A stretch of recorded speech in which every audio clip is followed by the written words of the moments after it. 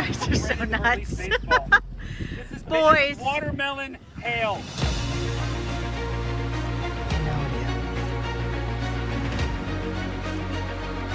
Hello, chat.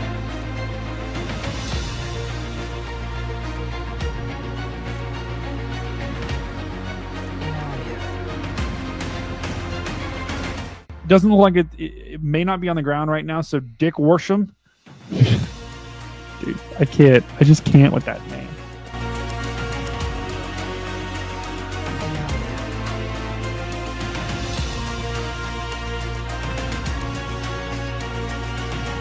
How we doing, chat? An absolute banger today. Oh! 10,000. 10,001. 2. It just keeps going. It's like a clock. How are you doing tonight, Phoenix of the Gods? Doing good. Send the stream to everyone you know, chat. Oh, We'll be starting my very shortly.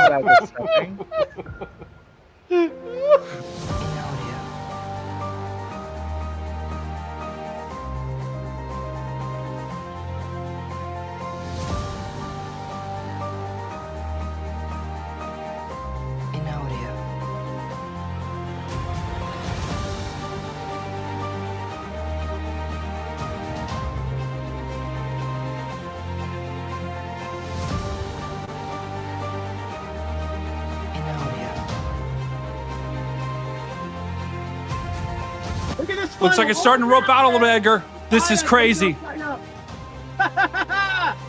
Wow! Look at that! How we doing today, At chat? Angela Holmes 927 super chatted $6.78. New goal. Well done, guys. Love I from can't me. even with this right now, guys. Like, what is this?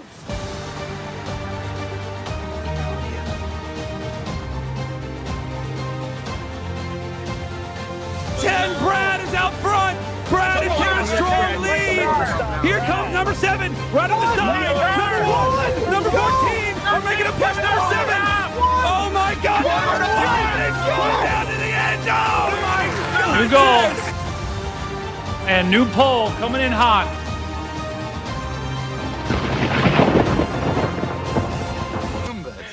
Oh my God, dude. Like, oh, okay, here we go.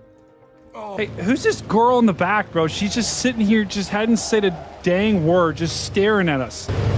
That's my girlfriend. Oh, Dave, hold your mic button down. What's up? wait, what's your username? Hold on. Oh, is that Lactatia? It's Letitia. New poll coming in hot, chat.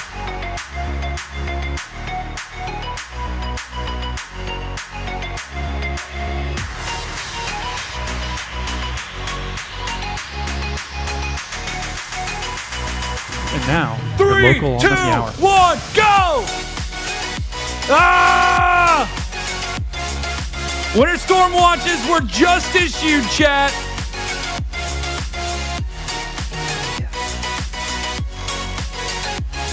They were just issued. I mean, All right, we're Boat gonna start Guy. things off. Phil, We're you're just gonna behind do it. Boat Guy. He's going to get you through. We're starting The off. following program is a production of the Stormfront yeah. Freaks Network. Where am I? What is this place? It's so dark. Oh, what is that sound? Ah! This is the Big Weather Show. Oh!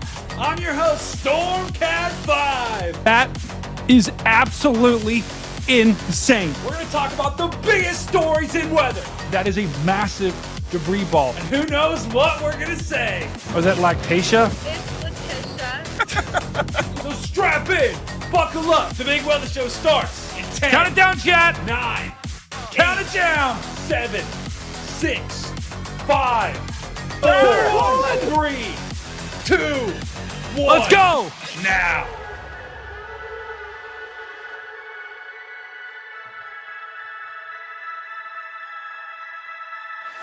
Boom.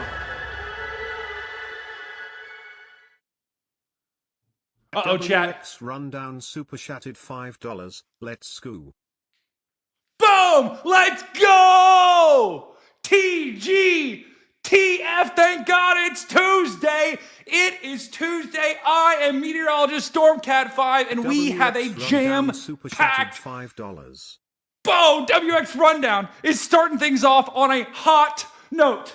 The chat is absolutely going off right now. We are going to be tracking this winter storm that's going to be moving through the United States later this week. I am meteorologist Stormcat 5. This is my command center, and this is the Big Weather Show. Welcome to the show. If it's your first time, if it's your last time, we are going to be getting into the models. We're going to be getting into snow amounts potentially, the ice amounts potentially as well.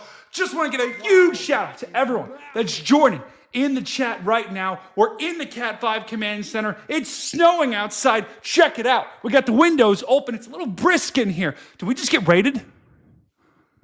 Wait. Did we just get raided? Hold on. Chat, did we just get raided? We have 1,000 people in here. What is going on? Oh my God. Boom! We just got raided. Oh my goodness. Was it Connor? Oh yeah. Let's go. Are you kidding me?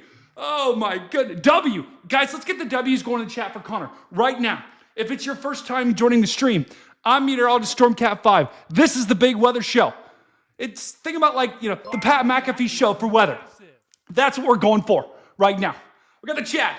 The chat is going off right now. The mods are going to be having an unbelievable time trying to keep up with the chat. This is one of, by far, the biggest streams we've ever had here on YouTube. WX Rundown. Are you kidding me? Super chatted $5. New man. studio fund. Let's go chat.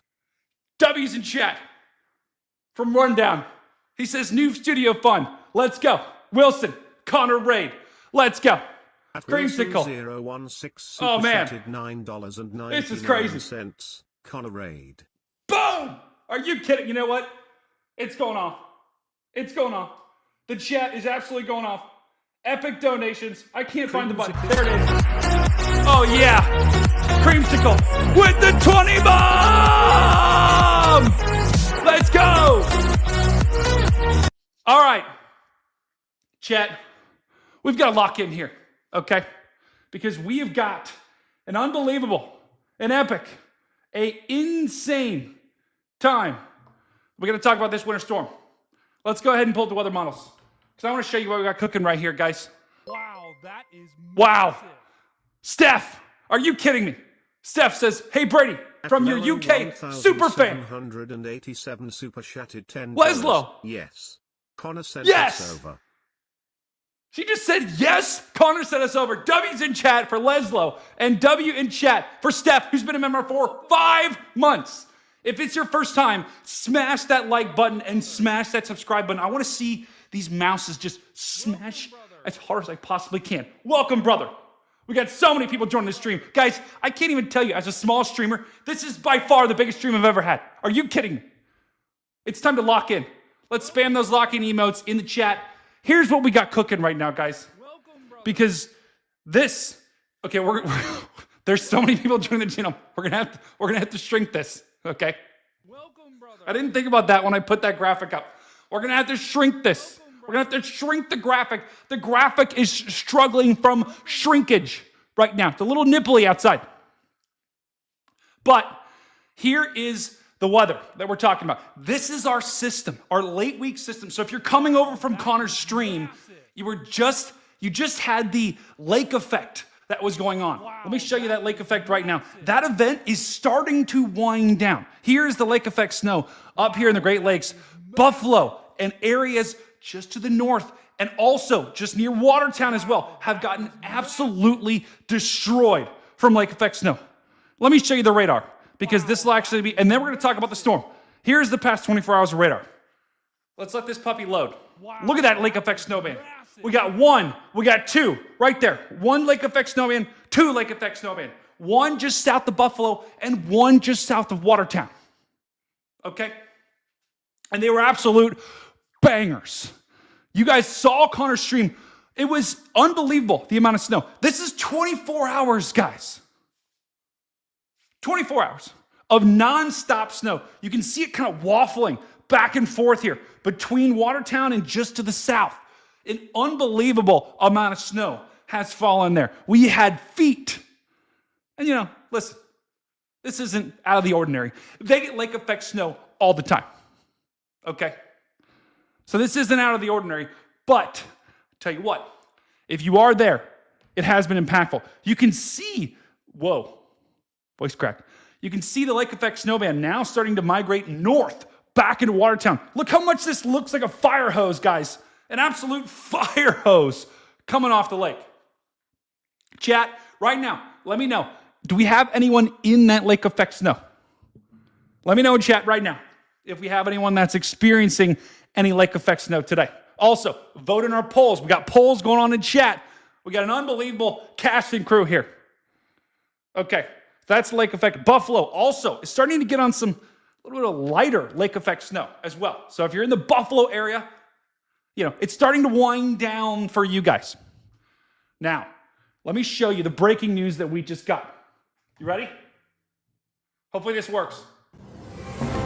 Oh, yeah. Breaking news. Just now coming into the studio. Ignore the caption there. We have just had winter storm watches that have just formed. I don't know what's going on in my background, but don't pay attention to that. Pay attention to the winter storm watches here in blue. Those have just been issued for Oklahoma City, for Dallas, for Arkansas, for Louisiana. I tell you what, guys, we're going to have to pay attention to this very closely.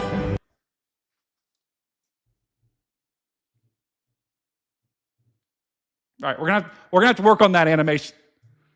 We're gonna have to work on that a little bit. Okay. Wait a second. Someone just tweeted at me.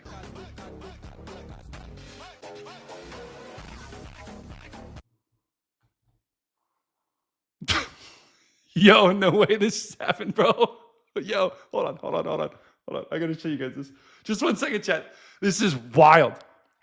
Okay, so I tweeted out breaking. Winter storm watches have been issued, and I basically said, hey, to all my followers, come join me for the live stream. Brother Darren, who is a dedicated member here on the channel, said, tag Ryan Maui, which, by the way, I love Ryan. 016 super chat. Thank you, Wilson. $4.99 studio fund. W's in chat for Wilson. But this, Ryan, so he tagged Ryan Maui, he's super chatted great guy. $4.99. Let's go, you better formed. Boom! W's in chat for Brother Connor. Brother Connor, massive raid. Are you kidding me? Connor is lurking in the chat. I want to see the W's fly for both Brother Wilson and Brother Connor. So, Brother Darren said you should tune in. Brady does a fantastic job, and he's pretty funny as well. Look what Ryan said. Oh my God, bro. No way. Bro, Ryan just said, look at this. You're joking, right? I support anyone who is excited about the weather and wants to stream, but this is not a good use of my time. At Intel Alpha super chatted $5, Beaver. Okay, dude, no way. Bro, to give you perspective, Ryan has over 138,000 followers. Yikes. He doesn't, you know what? I get it. Some people just don't get it. All right, anyway, winter storm watches have just been issued. So Connor was chasing that unbelievable lake effect snow.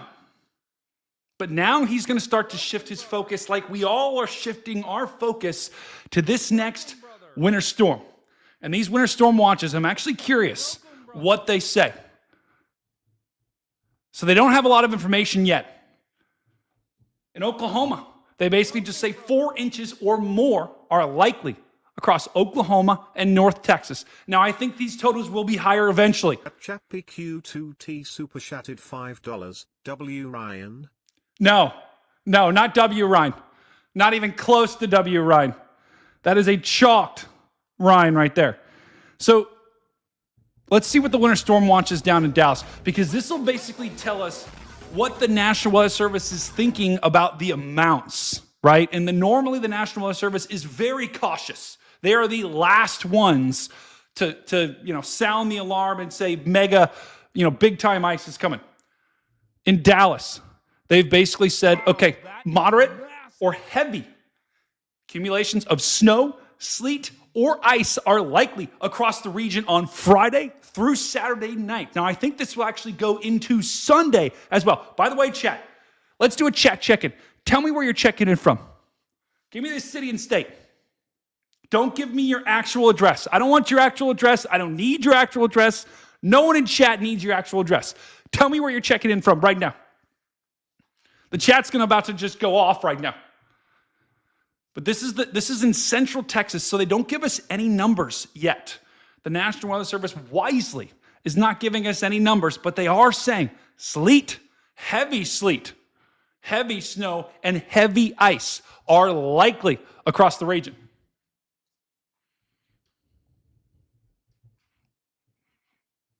And this is another thing too, guys. If you are down in the south, you need to start preparing now. Because if the National Weather Service is saying roads and overpasses and bridges are going to become dangerous, that means they will be absolutely undrivable. I'm telling you. And the people down in the south are not going to expect it. Not even close. Because they're not used to this kind of stuff. I'm in Ohio, and people are awful in the snow. They are even worse in the ice. So if they're awful up here in Ohio, where it's 18 degrees right now, they are going to be terrible down in the south. Super chatted $6.68. W's Brady from your UK out game fan. Can I get a happy birthday shout out from my fave weather streamer? Emoji, tornado emoji. Chat. Can we get to end of stream game together? Let's wish Steph a happy birthday. Okay, let's get it going. Steph, happy birthday. Okay, W's in chat for Steph. Happy birthday. Also, another aspect of this storm, ice accumulation, guys. This could be the worst part. This could actually be the most destructive part of this storm. We are looking at the potential of a quarter of an inch, a half an inch, maybe even an inch plus of ice, which can happen. This has happened before, and it will happen again, and it potentially could happen in this storm. So if you are in the south, especially in places like Texas, Alabama, Georgia, Tennessee, Mississippi, Louisiana, you need to be ready, because I'm telling you guys, this ice storm is going to be no joke, and there will be widespread power outages if the totals do verify, even if we get half of what the models are showing here. Let me just give you an example here. Let me show you the European model, and this is why I'm so concerned. So this is the European model. Let me just give you the next couple of days here. So this is Wednesday, so you can see not a lot's happening Wednesday, right? Not a lot. Let's check Thursday. We got a lot of happy birthdays going in the chat. Keep those happy birthdays going. And hey, by the way, if you have questions, let me know in the chat. Carl Tornado super chatted $6.69. Y'all can keep that over there. I don't want IT back. You know what, Carly? That's right. Carly, one of our epic mods, is chilling right now in the United Kingdom. To all of our United Kingdom brethren, hopefully you're warm, because I'm not. But I got to tell you, if you do have a question, put it in chat. Mods, help me out, okay? Because we've got 952 people in here, which is, one of our biggest streams ever. So I'm going to try to keep up with questions. But if you do have a question, put it in chat. Mods, try to help me out with the questions, okay? But this storm, the timing for this storm here, let's see. Thursday, you can see still nothing going on. Not a lot going on in terms of the weather. Let's check Friday. This is when things get going. Friday morning, nothing just yet. But as we go into Friday afternoon, that is when the party gets started here. Let me switch over to Weatherfront here too, which Weatherfront, by the way, epic app, iOS, download it. It is the official app of the Stormfront Freaks. Also, this radar going forward, and Radar Omega 2 is also pretty epic as well. This storm is going to start Friday during the day This is around 1 p.m. when things get started. This is 4 p.m. So you can see some ice starting in Oklahoma, some ice starting in Texas, and then also some snow. This is when the storm is just going to start getting its act together. As we go throughout the day, Friday, 5, 6, 7 p.m., it's going to go downhill fast for our Texas brethren, for our Oklahoma brethren. Conditions are going to get awful. Friday for the evening commute. If you can, if you're in Oklahoma, if you're in Texas, even in portions of Kansas, I would try to work from home on Friday. If you are in Texas, Oklahoma, or Kansas, raise your hand in chat. Let me hear from you in chat if we got any Texas, Oklahoma, or Kansas brethren. The snow's going to start and continue and actually get pretty heavy here. And guys, also, the one thing you got to keep in mind here, we are what? 3-4 days out? So the rain snow line, this is the European model, right? Which normally the Euro is pretty good. But this rain snow line right here, and then the rain, and then the ice rain line down in Texas, those are going to shift, right? By the closer we get, the less of the air that the models have. So right now, if the range of air would be, the rain snow line could be up here, or the rain snow line could be down here. As we get closer, those will narrow. But changes are going to happen. So don't pay super close attention to where that rain snow line and where the rain ice line is going to be, because those will shift as we go throughout the week. The important thing is we know we're going to lock in here. We are locking in the fact that we are having an impactful storm that is going to drop significant frozen precipitation in the form of snow, in the form of ice, and in the form of sleet. So if you are in Texas, if you are in Oklahoma, if you are in Kansas, I would stay home on Friday if you can and work from home. We got Stacy. Stacy is a Texas, Oklahoma, or Kansas brother. I'm not sure which one. Welcome to the stream, Moderate Motley. Orange City, Kansas. Susan. Okay, the good news about Kansas should be fine for the most part. You might get some snow. Carol Hosey 9,489 super chatted $4.99. I love my freaks. Love you, Brady. W in chat for Carol. Carol is an absolute OG. W's in chat for Carol. So as we go throughout Friday and into Saturday morning, look at this. So keep an eye on that. The ice started in Texas Friday during the day, right? The rain, it's going to start as rain, then switch over to ice. 33 super chatted $4.99. I had to super chat a second time because it didn't read the first. No. I am having Taco Bell boo cramps and am watching this stream in a fetal position. Oh. You know what, chat? W for that comment. That just goes to show you, I would avoid Taco Bell, or else you're going to become like R. Patterson here. Just avoid Taco Bell, okay? Because you don't want to be on the ground in a fetal position. That okay. You never know what you're gonna. You never know what you're gonna hear on this stream. You really don't. $4.99. Oh man, Brady is the GOAT. No, Wilson, you were the go, brother. W's in chat for both Wilson and Art Peterson. It's making me gag thinking about that. So this storm. By the way, also chat, all caps allowed here. Okay, mods, we allow all caps. We allow, we don't allow crazy stuff, but this is the people's stream here. Okay, Saturday, things are going to continue. Saturday morning, by the time you wake up, we are still going to be having heavy ice in Dallas and heavy snow in Oklahoma City. And that's going to continue throughout the day. Watch this. 10 a.m., 1 p.m., 4 p.m. We still have ice. We still have snow. Even the snow is all the way back in New Mexico. Are you kidding me? That's right. Amanda, Taco Bell is chalked. That's right. And then look at this, though, guys. Our snow shield that we're going to have extends all the way into the Carolinas. At one point during the day on Saturday, we're going to have, in the same system, snow in the Outer Banks and then snow in New Mexico. If you take a look at this, let me measure this and let me show you how long this is, because I can't do this mental math in my head. That's 1,800 miles.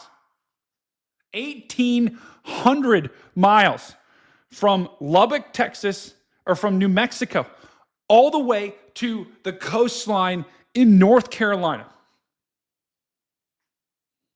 That's crazy. That is absolutely insane. That shows you how big of a storm this is. And it's because you have all that Canadian cold air that's coming down. Let me show you that real quick, because this is another interesting piece. Ryan Maui, if you're here, let me know in chat, Ryan, if you're watching the stream. I don't think he is, but let me know if you're here. That is crazy. The temperatures also are a big reason of why we're going to get wintry precip. So anything you see that is right in here, that's your freezing line in the blue. And a huge reason why we are having such an issue is because if we go north, look at these temperatures. These are actual temperatures. Negative 16 in North Dakota. And then negative 14 in Minnesota. Negative 16 in Wisconsin. Even down in Ohio, we're in the single digits. So we have an absolutely Arctic cold front. Look at this. I'm going to put this in motion here. Watch the cold air as it comes down. You can see it just stream down from Canada. Are you kidding me? So that is a huge reason why. Now, the good news is it won't necessarily be a repeat of 2021 because it will warm up in Texas somewhat, and it won't get as cold. But that cold air that we're seeing come down from Canada and come down from the Arctic is a huge reason why we are having snow and ice this far south. It's 7. Someone just said it's -7. Elizabeth, where are you at? Because that sounds miserable. What's up? What's up, Zane? Okay, those are the temperatures. Let's go back to our potential radar here. Now, look at this.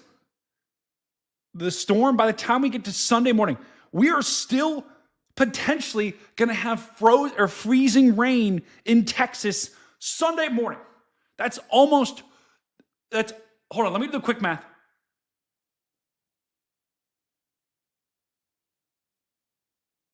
It's over 24 hours. Let's just say that. It's over 24 hours of freezing rain. Almost 36 hours. Welcome, brother. Now, it won't be constant. Welcome.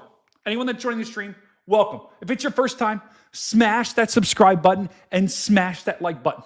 Okay? Let's get our likes up as high as we possibly can. This is an astronomical stream for us here.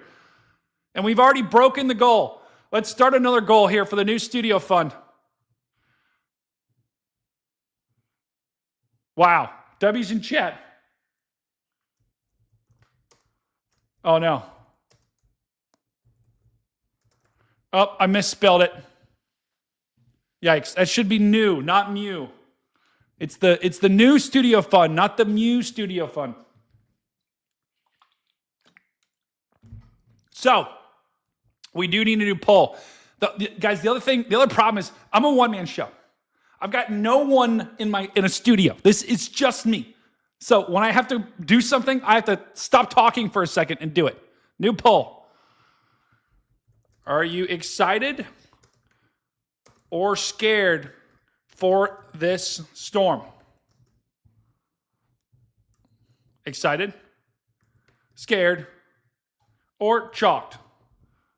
I always put chalked as a third option just in case you don't want to vote. Okay. Now, Kyle, I appreciate you. Okay? I appreciate you. W in chat for Kyle. Okay. So, Saturday night, going into Sunday morning, look at this. This is Sunday morning at 7 a.m. We've got heavy snow in Virginia, heavy snow in Kentucky, heavy snow in northern Tennessee, but that rain snow line is going to be dangerously close in Tennessee. If we go down to Atlanta, if we go down to Alabama, if we go down to Mississippi, you can see heavy freezing rain. Now, there will be a little bit of warm air advection here in Alabama and in Georgia. So there is a pretty good chance that at the last minute, this thing could shift a little bit further north. I've seen it happen time and time again with the warm air advection. Is that rain snow line that's depicted on the models tends to be about 20 to 30 miles north of where it's showing a couple of days out. Now, having said that, we're locked into a southern storm. It's going to be a southern storm.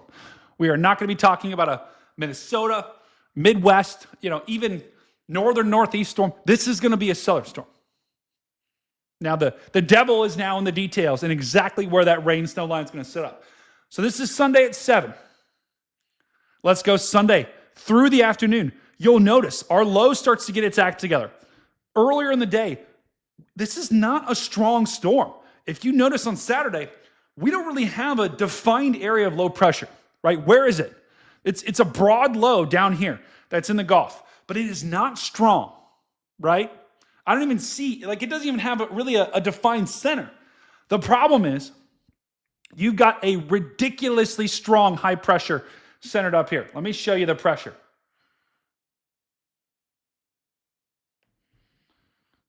There we go.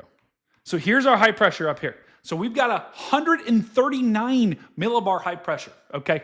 We are talking about one of the strongest high pressures we've seen in a while.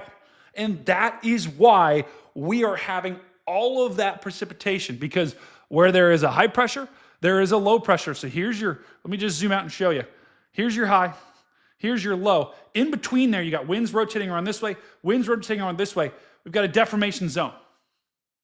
That's where we get rain, rising air, right in there. Right in here, we get a bunch of rising air, and there's a bunch of moisture because it's right next to the Gulf. And so you have just unlimited rising air, unlimited moisture, and that's how you get days of precipitation in the form of ice. And normally this would just be rain, guys. But because of that cold air, because of those temperatures that we just showed you, because of the fact that we have polar Arctic air working its way into the U.S., that's why we have such a big problem. This guy is Mew Cool. I don't even know what that means, Clay. By the way, I'm a Buckeye fan too. I'm in complete shambles after we got cooked. We got cooked by Miami. At least they went to the finals, right? Okay. So let's take a look. Let's take a look at the timing, because on Sunday, right, we talked about Friday, we talked about Saturday.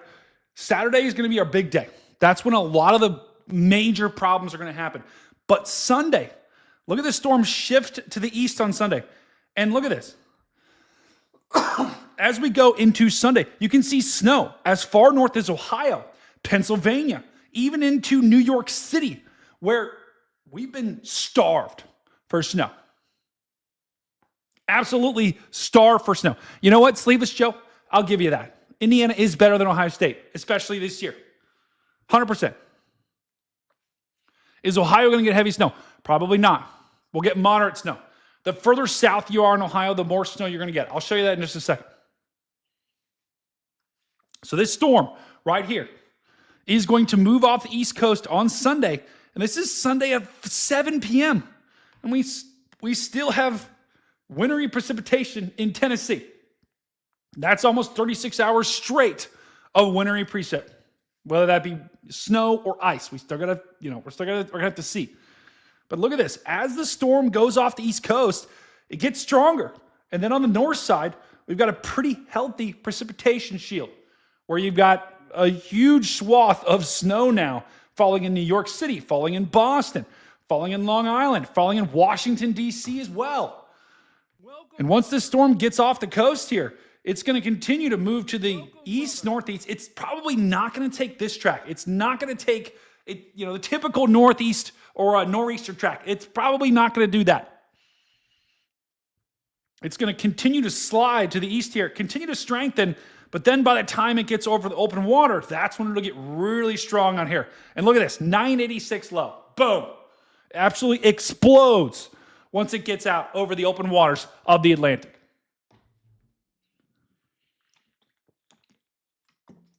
So that's the future of the storm. That's the timing. And that's why even Monday morning. Massive. Wow, that is massive. W's in chat for Larry. This cold weather is chalked. I agree, Larry.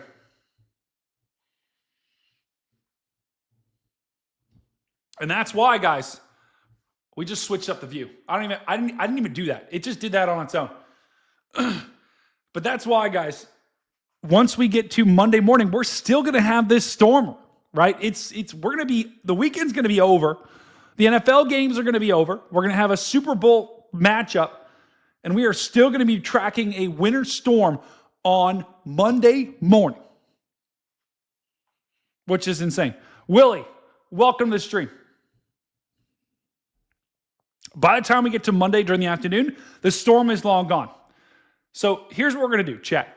We got to be very careful about our snow amounts here, because this we're looking at right here, this is one model. One model. Now, this is the European model, and this model is normally very, very good, but we are 4+ days out. So these snowfall amounts, yes, it's showing a lot of snow. And I do think someone is going to get absolutely hammered with snow. But where that location is still up in the air. So the European shows this. Let me show you what the ensemble show. Let's take a look at that first. What's an ensemble? Who knows what an ensemble is in chat? New poll. At lady_D99 super chatted $5.02. You're welcome from Canada. Boom. Lady D. OG Lady D. She says, you're welcome from Canada. $5.02 of Canadian currency. I love that. Okay, new poll.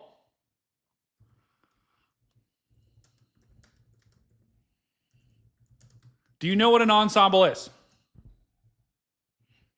An ensemble weather model.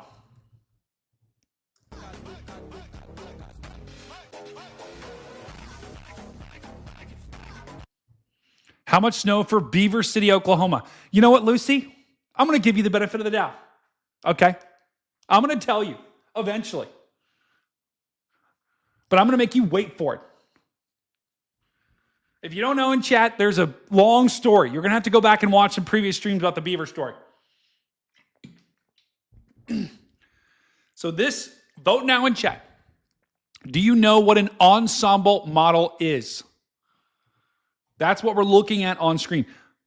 An ensemble model this is the European ensemble, right? So this is King Euro. And this stream, or this Intel Alpha model. super chatted $5. Will some of those totals be low due to the injection of cold air? Up to 15:1 to 20:1 ratios? That is a really good question. Brother Intel Alpha, also an OG on this channel, says, will some of those totals be low due to the injection of cold air? That is possible. Some of the totals, guys, could be higher because snow ratios could be higher. A snow ratio is, imagine this much snow, right? This would be a lot of snow. This is the water equivalent of snow. Now, let's just say that's a 10-to-1 ratio. If this is a 20-to-1 ratio, instead of getting this much snow, we'd get like way more. The higher the snow ratio, the more snow that falls. And sometimes when you can get very cold air, you get higher ratios. So that'll be something that we have to look at. Buckeye. I thought an ensemble was when purse matches shoes. You know what? That's above my pay grade. I'm not sure. Clearly, I don't really care about what I wear. Okay, so this is an ensemble. An ensemble, this model is run 52 different times. This is the European ensemble, and it's run with 52 different versions, so it's slight variations. And then they take the average, right? So that'd be like me running, my 40 time 30 times, right? Which would be pretty fast, by the way. I am incredibly fast. So if I run the 40-yard dash 52 different times and take the average, it's probably like a 4.4, maybe 4.5. But that's exactly what this is. So these models are run 52 different times, and they take the average. And right now, guys, I'm telling you, when you get an average of 6+ inches, you're normally going to get someone that's over a foot. That's just reality. Because this is the average right now. We have Oklahoma City at 8. Arkansas, Little Rock at 8. Nashville at basically 8. Knoxville at 8. Virginia, the entire state of Virginia is basically 6 to 8. Kentucky is more like 6 to 7.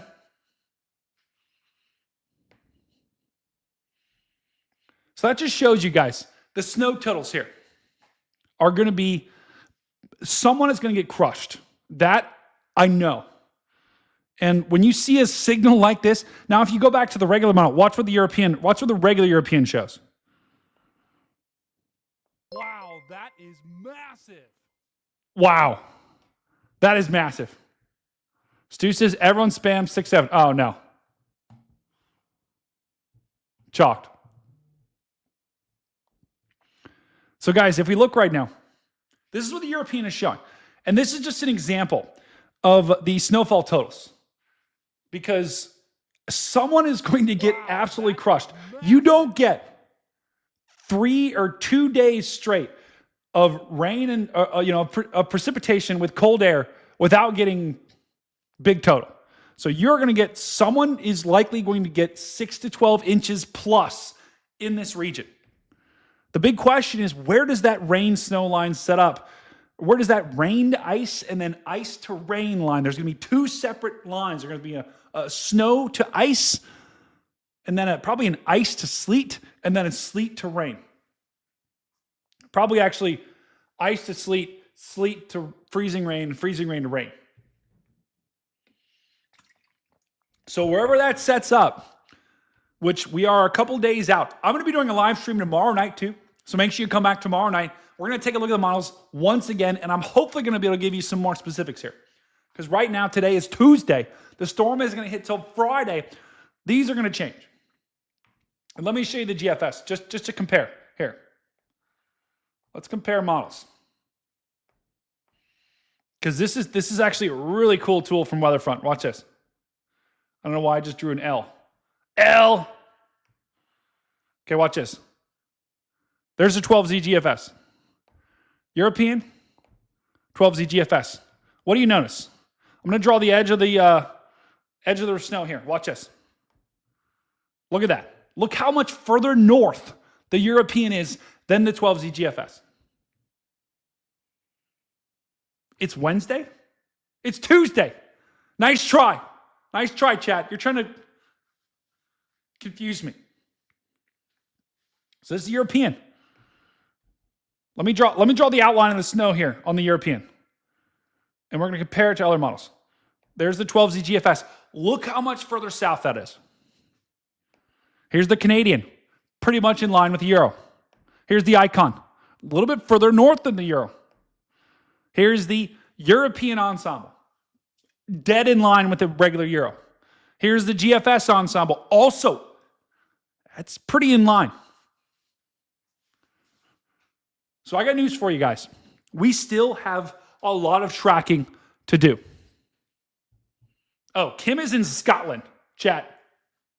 It's 1:15 a.m. in Scotland, and she's watching the stream. W's in chat. Chat, let me see in chat right now. Tell me, what's your favorite weather model? Which weather model do you trust most? Shiner Buggy. Hello, everyone. I'm here from Texas. Welcome, brother. Texas is going to get absolutely slammed by this storm. Let's go back to the European here. So the other interesting thing here that you can compare, look at the difference in the GFS. This is the 12Z GFS. This is the Euro. The precipitation shield that we got cooking is way further north between the GFS and the Euro. So these model differences are why there is still uncertainty and there still is questions of how much we're going to get. Carol. At Wilson016 super chatted $4.99. Happy Tuesday. Wow. Happy Tuesday, Wilson. So Carol, who is in Georgia, is wanting this rain snow line to go south. And for Georgia, it is going to be such a close call. I'll be honest. If you're in Georgia, I'm pretty confident that you aren't going to get all snow, unfortunately. You're probably going to get a combination of rain to start, freezing rain, maybe some snow at the beginning, but then it's going to be mostly freezing rain during the day. Look at this. And you have some rain towards the end. That is the silver lining here for Georgia, is it might end as rain, which will help melt some of that ice. So Georgia is probably going to get primarily ice, but it could end as rain. It could end as rain. The other interesting, let's look at the snow totals in the Northeast here, because we also could get some big time snow totals as far north. Look at this. This is guys, I'm telling you, and I'm not just Massive. Thank you, Sue. Sue, who's been a member for 18 months. If you want to support us here on the channel, guys, become a member.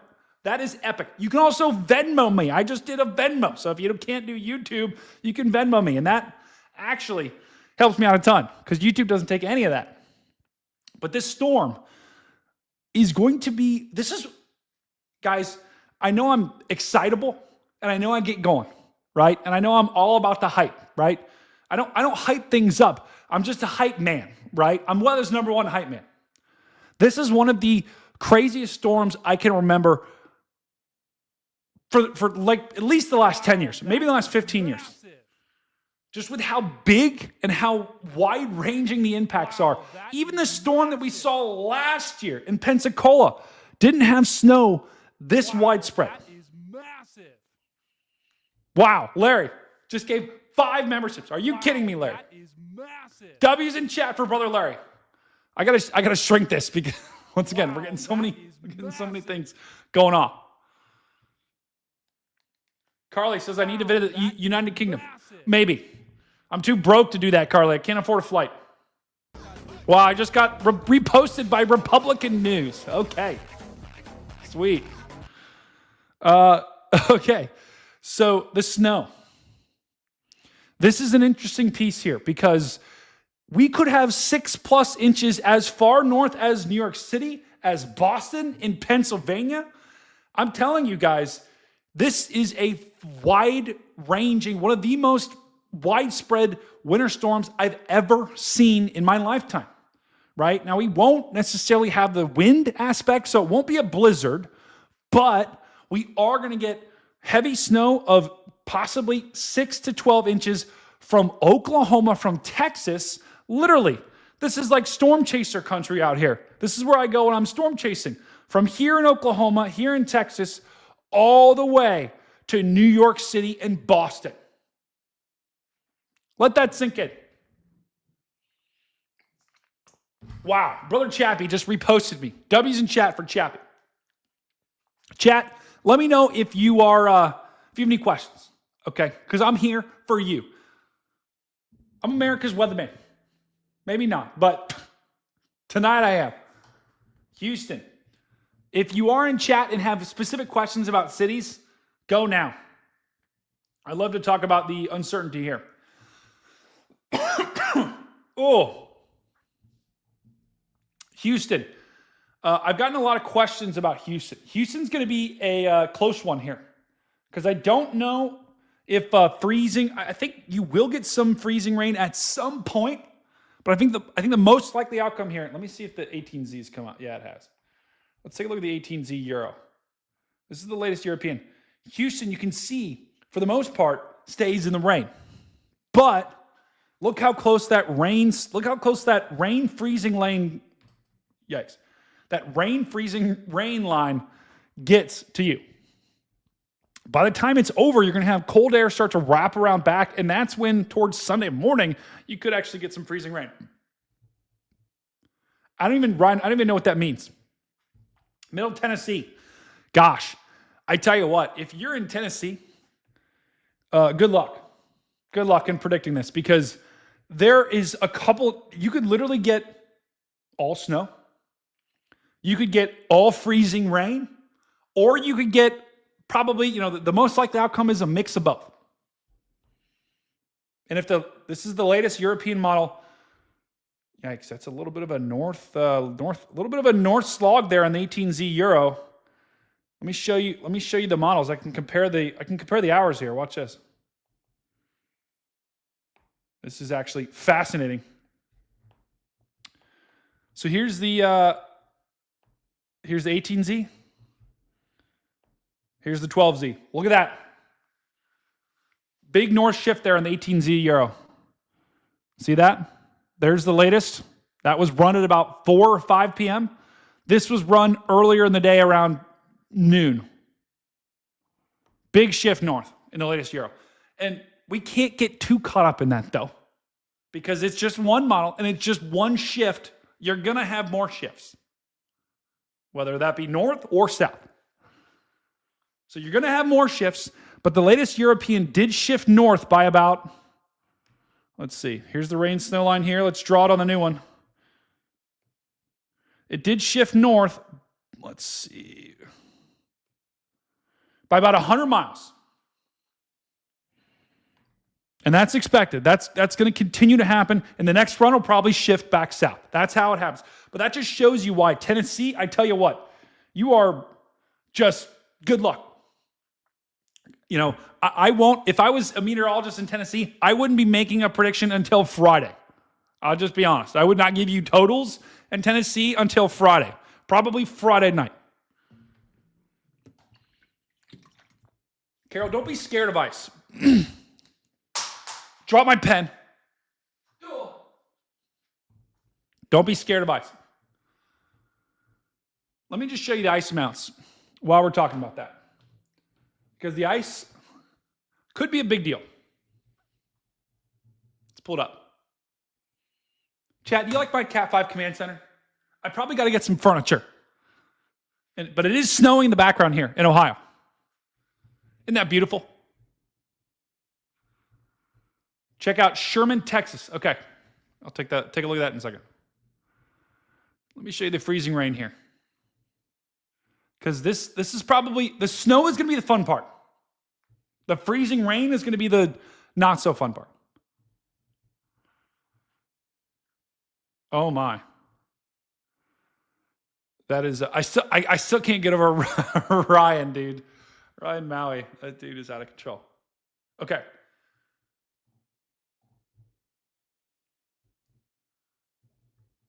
This is the freezing rain. Let's take a closer look.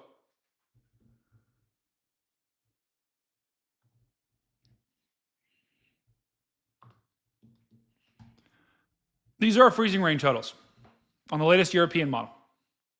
This is probably the biggest reason why I'm concerned. And this is going to be the most devastating part of this storm, is someone is going to get absolutely pounded by freezing rain. Let me zoom in, I'll show you here. Let's go to Texas first, because I know we got some Texas brother in the chat. Oh, is Connor still in here? Connor, are you still in the stream? Connor. Chat, how much do we love Connor? Let's have let's say W Connor in chat. Once again, I've gotten a massive raid from Connor Croft here on YouTube. Massive W to Connor.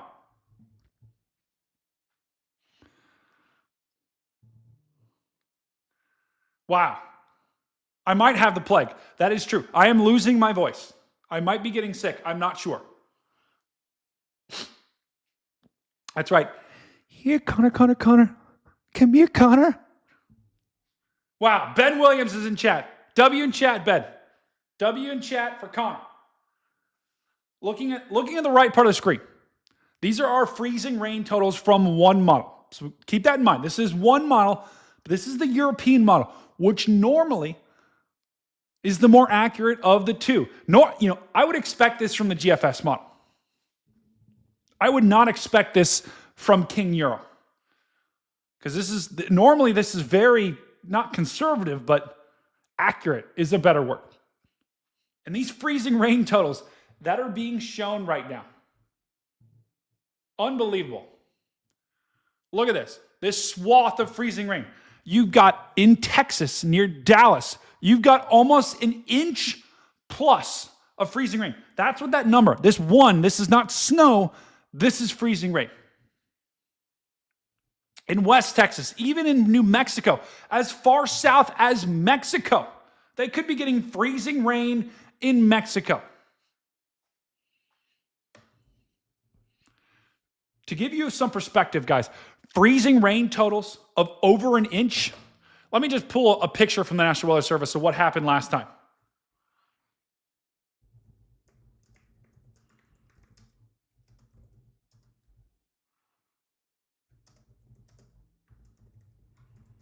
Let me pull a picture to show you guys.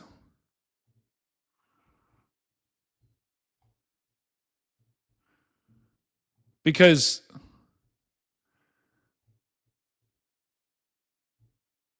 it's absolutely catastrophic.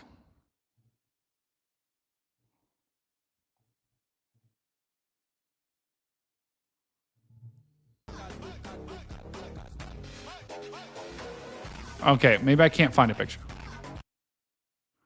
I'm trying to see. Chat, help me out. Mods, help me out. When was the last time we got an inch of freezing rain? I'm pretty sure it was, let's see.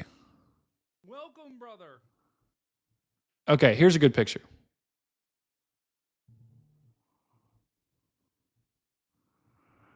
This is just a representation. It's an awful pixelated picture. Whatever. Yeah, I think 2021 was the last time we got a freezing rain event like this. In Texas, actually. This right here is what an inch of freezing rain looks like. Because an inch doesn't sound like a lot, right? Like you get an inch of snow, the kids aren't getting school canceled. Everyone's going to work. Maybe not in the South, but here in the North, we get an inch of snow, whatever. It's another day. But an inch of freezing rain is just catastrophic. It is catastrophic. Like there's no other way to sugarcoat it, because what happens is it accumulates on tree branches. And when you start getting more than a half an inch, the tree, even a quarter of an inch, the tree starts to sag. You get a half an inch, it starts to sag even more. You get a 3/4 of an inch, it breaks. And it falls on power lines, on cars, in the road. When you get an inch or more, you're done. Like you're going to have, if you get an inch of freezing rain, you're going to have widespread, massive power outages that will last for days and days and days. This is what an inch of freezing rain looks like, and it will absolutely cripple the infrastructure. Now, everyone is comparing, some people are comparing this to 2021 in Texas, right? We could have similar amounts, but it won't be as cold afterwards. So even if you do lose power, temperatures should rebound by Monday or Tuesday. I'll take a look at that in a little bit, but don't take what I'm saying and get all scared and panic. You don't need to be scared, right? Let me say this bigger.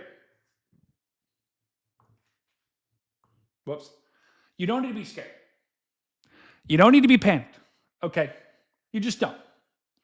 Not yet, right? If I were you, I would go to the store, stock up on some groceries, buy some milk, buy some bread.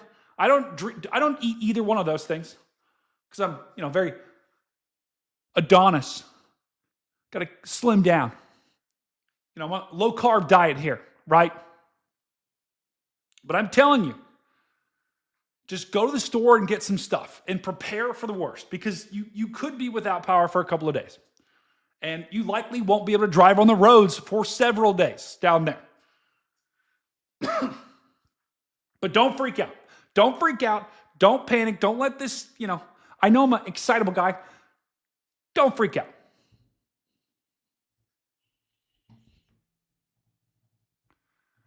So this is what an inch of freezing rain looks like. And if we go back to our totals here, you have an inch in West Texas, amounts will be less. In East Texas, where the higher populated areas are, you'll have more freezing rain.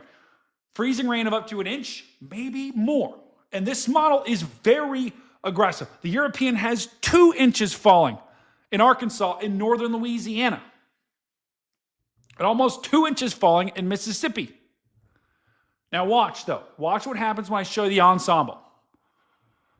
The European ensemble. Once again, what's an ensemble? Whoever says what an ensemble in chat gets a cookie.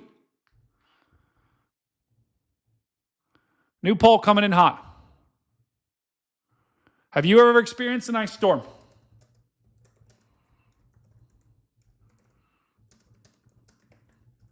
New poll.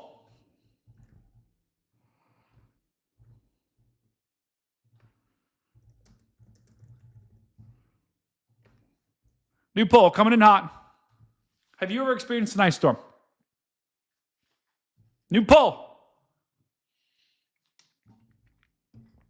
So, this is the European ensemble. And the last model, the European model, okay, has me a little concerned. This is like ding, ding, ding, ding, ding, ding. Alarm bells are going off in my head because this is an average of 50. Remember, an ensemble, if I run the 40-yard dash 52 different times, my average is going to be like a 4.4. That's pretty good. But if you run the European model 52 different times, this is the average. And the average, normally ensembles are like the way to go with forecasting. So, you know, if you put a gun to my head and said, tell me how much freezing rain is going to fall in Texas, in Arkansas, and Oklahoma, I wouldn't look at the individual model runs. I would look at the ensembles. I would look at this ensemble, and I would say an inch right now. Because the fact that the ensembles are showing an inch plus in here, that's crazy. Welcome, Rob. That's right. Don't freak out. Be prepared. Don't be scared. Be prepared. You guys are already doing what you need to be doing. You're watching this stream, right? You're making yourselves aware. Now your job now is to go tell other people, right? Just make them aware. Hey, a winter storm's coming later in the week. Do you have what you need? Go do what you need to do early in the week. Work from home on Friday, right? You guys are already doing those things. So that's, the freezing rain is going to be the most impactful part of this storm. I'm telling you, it just is. The snow is going to be fun. The freezing rain is going to be dangerous. Okay, let's look at the southeast. Lucy just asked about St. Louis. St. Louis, up here, probably going to get some snow. Probably not much freezing rain. We'll look at that in a second. This is the freezing rain for the southeast here. Once again, this is the ensemble, and it shows an inch plus in Arkansas, an inch, half an inch in Tennessee, an inch plus in northern Mississippi, half an inch to an inch in northern Alabama, and in Georgia, about a half an inch. And even in the Carolinas, it shows a quarter of an inch to a half an inch. I'm telling you guys, these totals, they are not good. I would not be surprised as we get later in the week if every northern lineman is just going south. Because if these totals verify, I'm telling you, anyone in this region, widespread power outages. Right? Maybe a little bit further north here, because probably a lot of rain, here in Florida, the Florida Panhandle, southern Georgia, southern Alabama, southern Mississippi, mostly rain. You guys will be fine. But here, in the northern portions of the state, in Tennessee, in the Carolinas, through Arkansas, through Texas, probably massive power outages, if this were to verify. Now, there is a chance this thing could downtrend, but the closer we get, the less likely that becomes. So I'm telling you, what I would do is if I was in these regions, I would just, you got the leg up on people because you're watching this stream. You've got an idea about what it could be. Now it's time to take action tomorrow. I would go to the grocery store, stock up on some stuff. You don't have to, go fight people at the grocery store. We don't need to be doing that. Like, let's be civil here. But just go and get some extra supplies. So if you do lose power, you can't get anywhere for a couple of days, you'll be fine.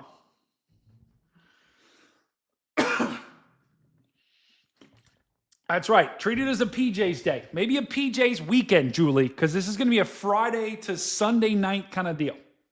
No, please do not fight for the bread. Please do not fight for the bread. Kayla on Facebook. We got people watching us over on the Stormcat 5 Facebook. That's epic. What's the light pink around the outside? Light pink around the outside. This is like a glaze of ice, right? So, anywhere from, 0.1 or 0.01 to 0.1, that's what these totals are. These are like very light. So, normally that isn't a problem. Anywhere where you see the pink, dark pink, and you call that magenta? Welcome, brother. Is that the right color? Magenta?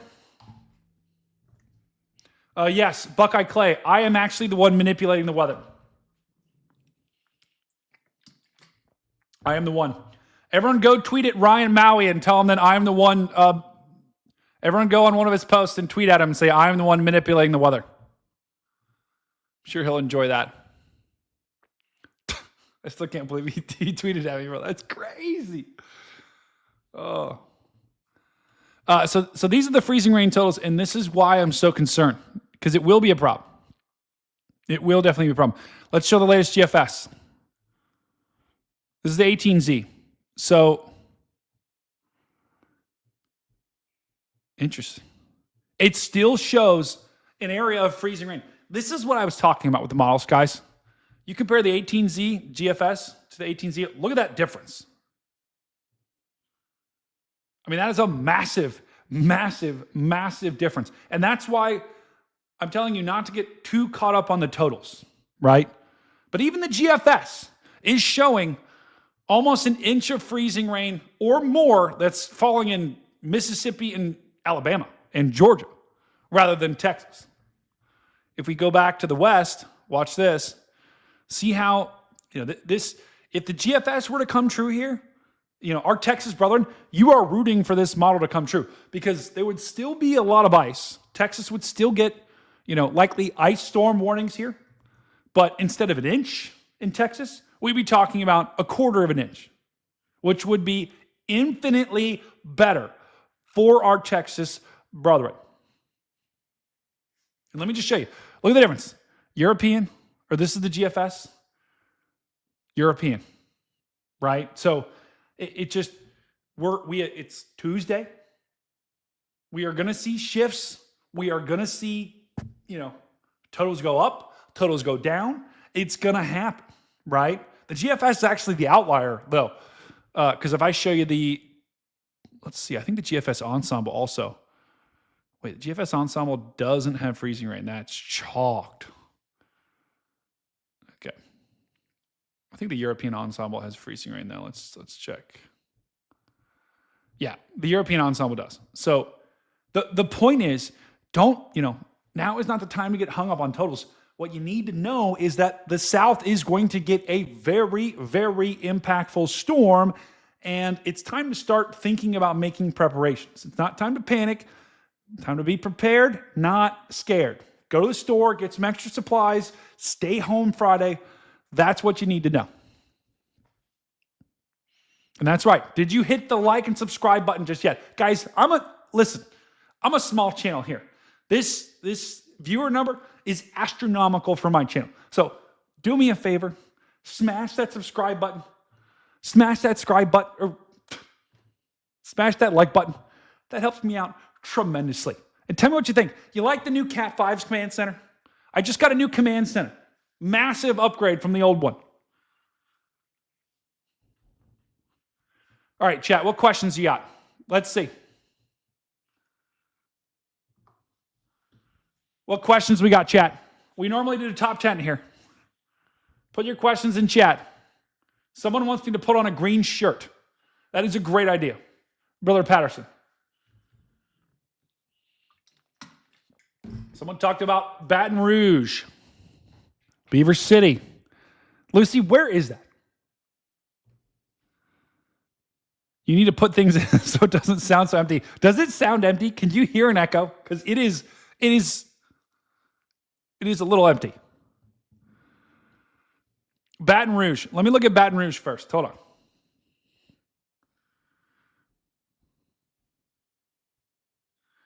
Yeah, Baton Rouge should be fine. You know, there could be maybe a very small glazing of ice down there, but I feel pretty good that Baton Rouge is good. Thank you, Angela. What other questions we got? Norman, Oklahoma. Let's take a look. Wrong screen. Yeah, let's go this one. Why not?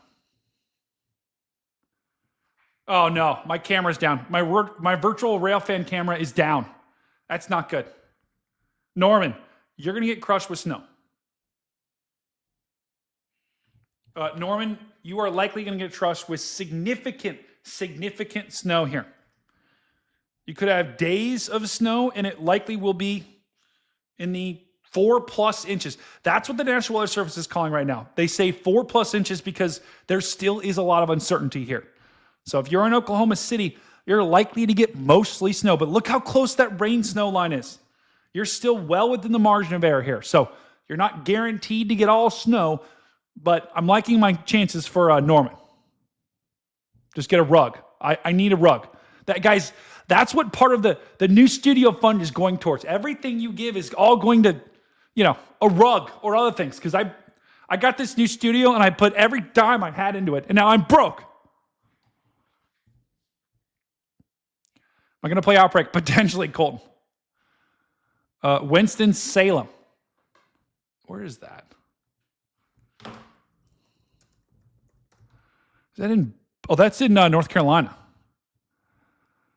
Yeah, Winston-Salem is probably going to get hit pretty hard here.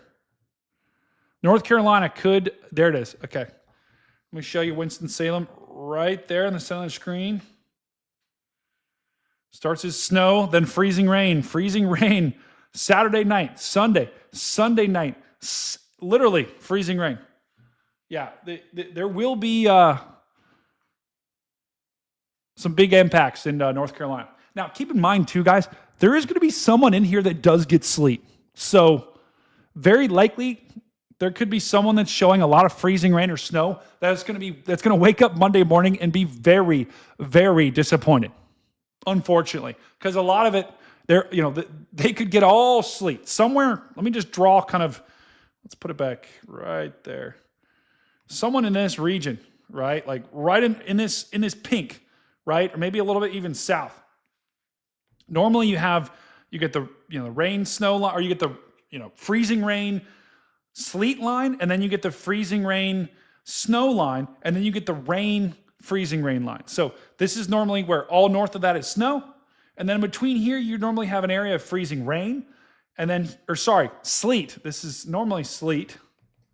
This is snow. This is freezing rain. Yikes, my handwriting is chalked. And then rain. You get the point. Yikes, I can't read that. That's awful. New poll. The first poll, have you ever experienced an ice storm? 78% said yes. 12% or 15% said no. 7% said ice is chalked. That would be what I would have voted. New poll. Do you like my handwriting? Or no, can you read my handwriting?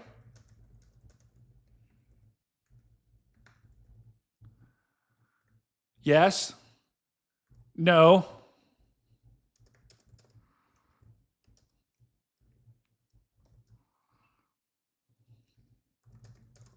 It's so chalked. Vote now. New poll. So that's normally what you get when you get a winter storm like this. So the Euro is not showing it, but there will be an area of sleet likely. So, and that's going to be sandwiched between the snow and freezing rain. Those people will actually have the least impacts because sleet is by far the easiest to plow off the roads because it doesn't stick to the ground, and then it doesn't really accumulate that much either. Chatted $4.99. What are the snow totals for Beaver City? Okay, Beaver City. Everyone, the chat has been dying to know what's the totals for Beaver City. Where is that at? Haley. W's in chat for Haley. Haley, by the way, Haley almost won most chalked of the year. We just did a couple days ago, we did an award show for our stream. Go back and watch that, by the way. Haley almost won most chalked of the year.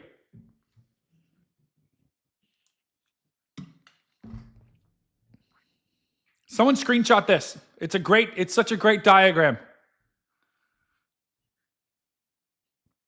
Okay. I know. No, I know. It's a wrong color choice. I agree. Winner. I don't even know where that is. You have to tell me where that is. Okay. So, hold on. Someone asked me another question about a different city. Frederick, Maryland. Okay. Let's take a look. And chat, this is why I'm here, by the way. I'm here to help you guys. Okay. I'm here to have a good time and have fun time. But ultimately, I'm doing this to try to help you, to try to give you the information that you need as we approach this winter storm. So if you do like what you're seeing here, smash that like button, smash that subscribe button, and let me know where you want to see the weather. Maryland, Frederick, Maryland. Maryland, you're not going to see anything until Sunday. This is Sunday morning, early. This is like 1 a.m. You could have some snow that starts. And then as we go throughout the day, you could have heavy snow ongoing. Now, keep in mind, this is the European model. If you take a look at the 12Z European, way further south. So that would keep the heavier snow further south away from you.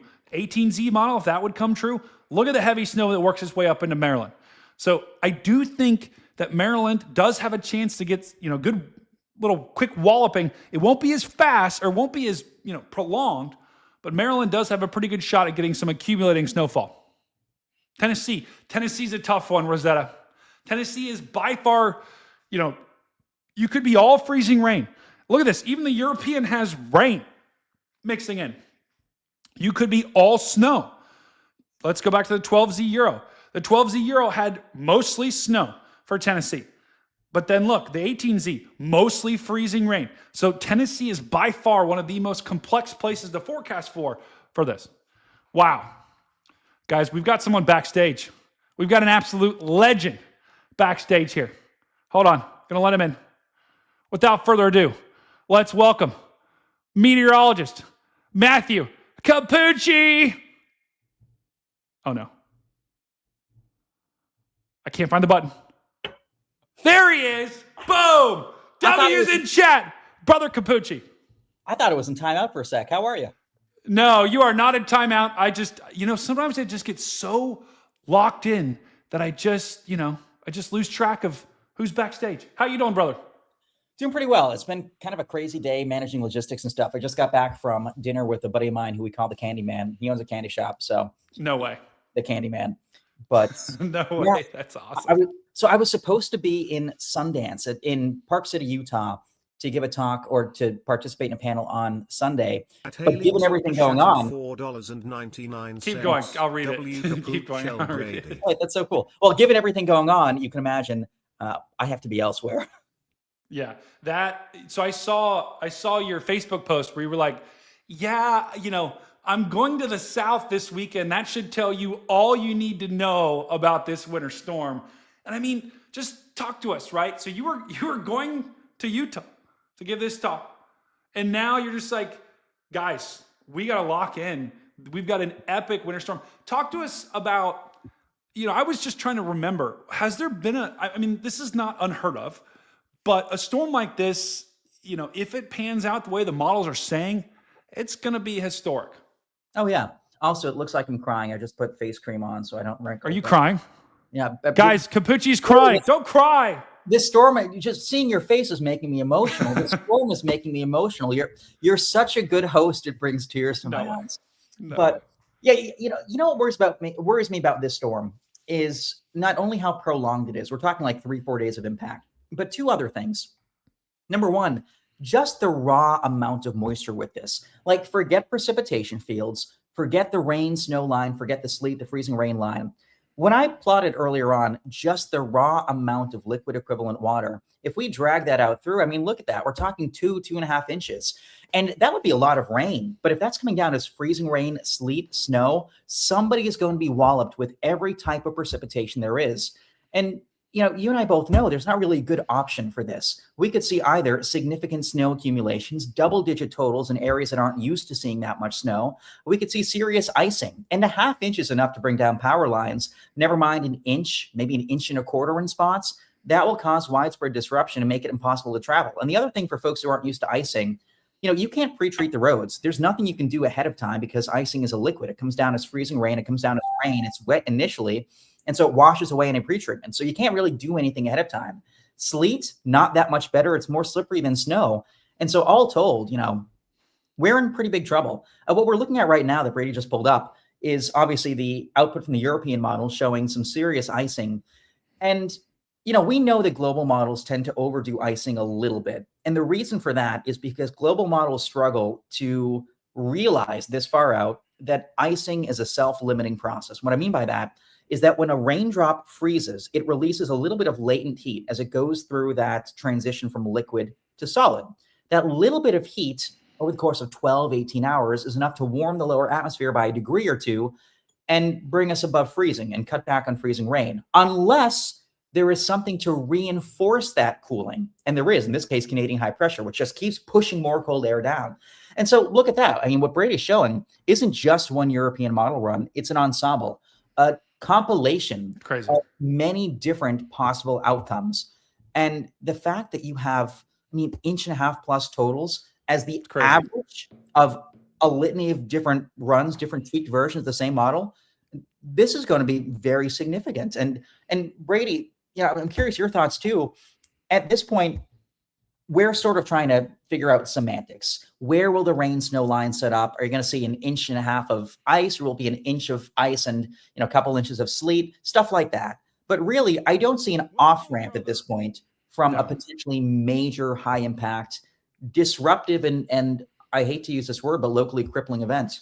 No, I completely agree. And you know, the eye-opening thing to me was the ensembles and the European ensemble. Like I told the chat earlier, if I run the 40-yard dash 52 different times and take the average, it's probably going to be pretty accurate in the long run, right? You know, like a 4.4. Just kidding. Can't run that fast.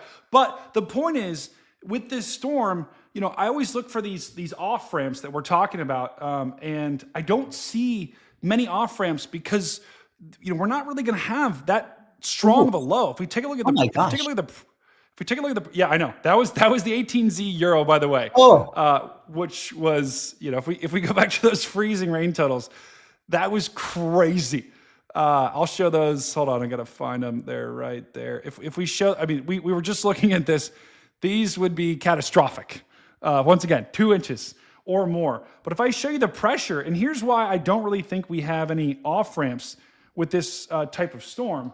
Because it's not, you know, we don't have like this incredibly strong low pressure. So normally with a storm like this, I'm worried about, you know, for you know, busting, for the bust potential, I'm worried about warm air advection, right? Warm air advection is where a low, when it gets stronger, it pulls up warm air from the Gulf.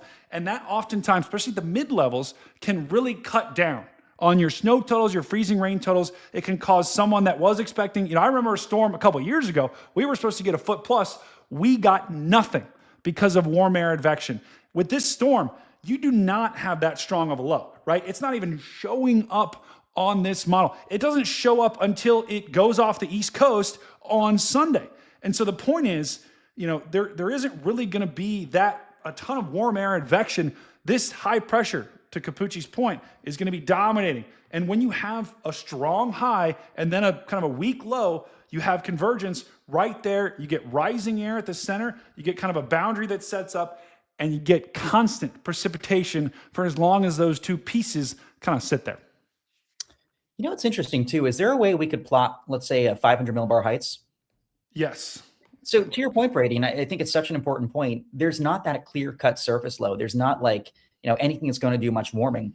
But for the folks at home, look at that big dip over the western U.S. That's from an upper level low, pocket of cold air, low pressure and spin, working in from Baja.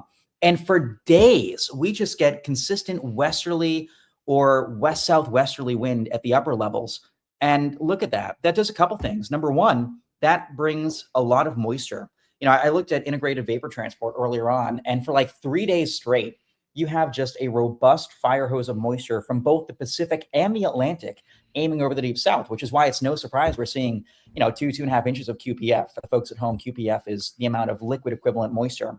But the other thing too, when you have that much strong wind blowing overhead and you have a very slow moving upper air system butting in from the west, you get something called vorticity or spin that's on the increase. And as you add vorticity, oh, look at that. That's a great visual. Oh my gosh. Yeah, when you have that much vorticity, that much spin coming in from the west, as it approaches, the air above it wants to rise. And because it takes so long to get to the deep south, 3-4 days, that means we have 3 or 4 days where the amount of spin in the air is slowly increasing, which means we're lifting the air, but we add a little more spin, we lift it a little bit more, we add a little more, we keep lifting the air.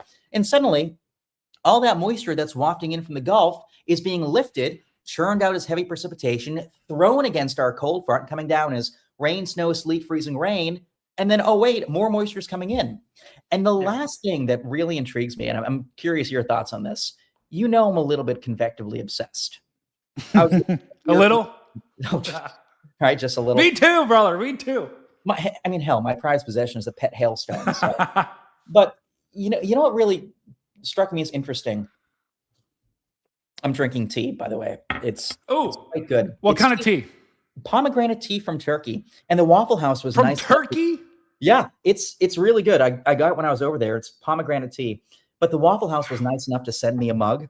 Oh my gosh. I love them. But, dude, I was taking a look at the Euro earlier on the 18Z. And I was noticing some most unstable layer CAPE. And for those watching, CAPE, convective available potential energy, is like thunderstorm juice. So even amid everything else going on, the air is a little bit unstable because even though you have cold air at the ground, you have a warm layer from the Gulf ahead of it, above it. And so you could theoretically get some thunder and lightning amid everything else going on. So we could be talking not only a little bit of thunder snow, but thunder ice, thunder sleet, thunder freezing rain, which would increase precipitation rates, locally leading to more ice accretion. And that's crazy. This is going to be a doozy. It'll be a doozy. The crazy thing too here, Capucci, is if we look at this vorticity, this is basically like wherever you see these colors, right? That's some rising motion, right? Especially where you see like a trough that dips down. There's two pieces, there's a piece up here and a piece up here. And look how they kind of, this is Saturday going into Sunday. Look at all these just, kind of vorticity, I don't want to call them lobes, but little pieces of energy that are working their way constantly from Saturday going through Sunday. The main piece of energy doesn't come through until Sunday afternoon. And, that just goes to show you, this is why this is such a long duration event, I can't believe that's actually crazy. They're going to have, that doesn't surprise me. They're going to have enough instability here to potentially have some, thunder ice, thunder snow maybe in some of these areas, but it's fascinating. This storm, Capucci, I think if it continues to trend this way, we still are a couple days away, but if it continues to hold strong, which it's held strong for the most part for, since Sunday, we could be looking at a storm that we will remember for a while. And what intrigues me too? That plot you have up right now, obviously folks at home can see the disturbance, but look at which way the isobars are. Look at which way the winds are coming. We get that uninterrupted flow out of the northwest. So the moisture is trying to run north, and we just keep getting cold air and more cold air entrenched down. So it's almost like a game of it's like reverse tug of war. I mean, you got moisture pushing in, you got cold air that just keeps oozing south. And even though the moisture is trying to warm the atmosphere, we keep replenishing our supply of cold. It's just, if you were to pull up a textbook of all the ingredients we need for a high-end ice storm, this is it. And the other thing that I think is worth mentioning too, an inch of ice is going to be bad anywhere. You put an inch of ice in Holton, Maine, it's going to cause impact. You put an inch of ice in a place that has year-round fully leafed trees or close to fully leafed trees. I mean, heck, palm trees and ice don't really go together. No. And at least I'll say Interstate 10, I-20, I-65, I-55, they do a good job about keeping the trees back far enough from the roadways such that if they collapse in like a hurricane, they're not really blocking the main interstates. But Brady, all the secondary roads, That's gonna be iffy. Ooh. Yeah. Oh, that's a nice plot. This is what Brother Capucci was talking about. This is for the convective lovers in the chat. If you're a convective lover, put it in the chat right now. But this is the most unstable cape, which Brother Capucci was kind of talking about.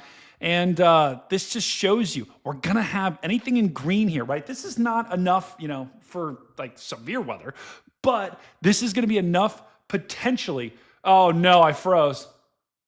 Oh. Hold on, we're gonna go to commercial while I unfreeze. Hold on.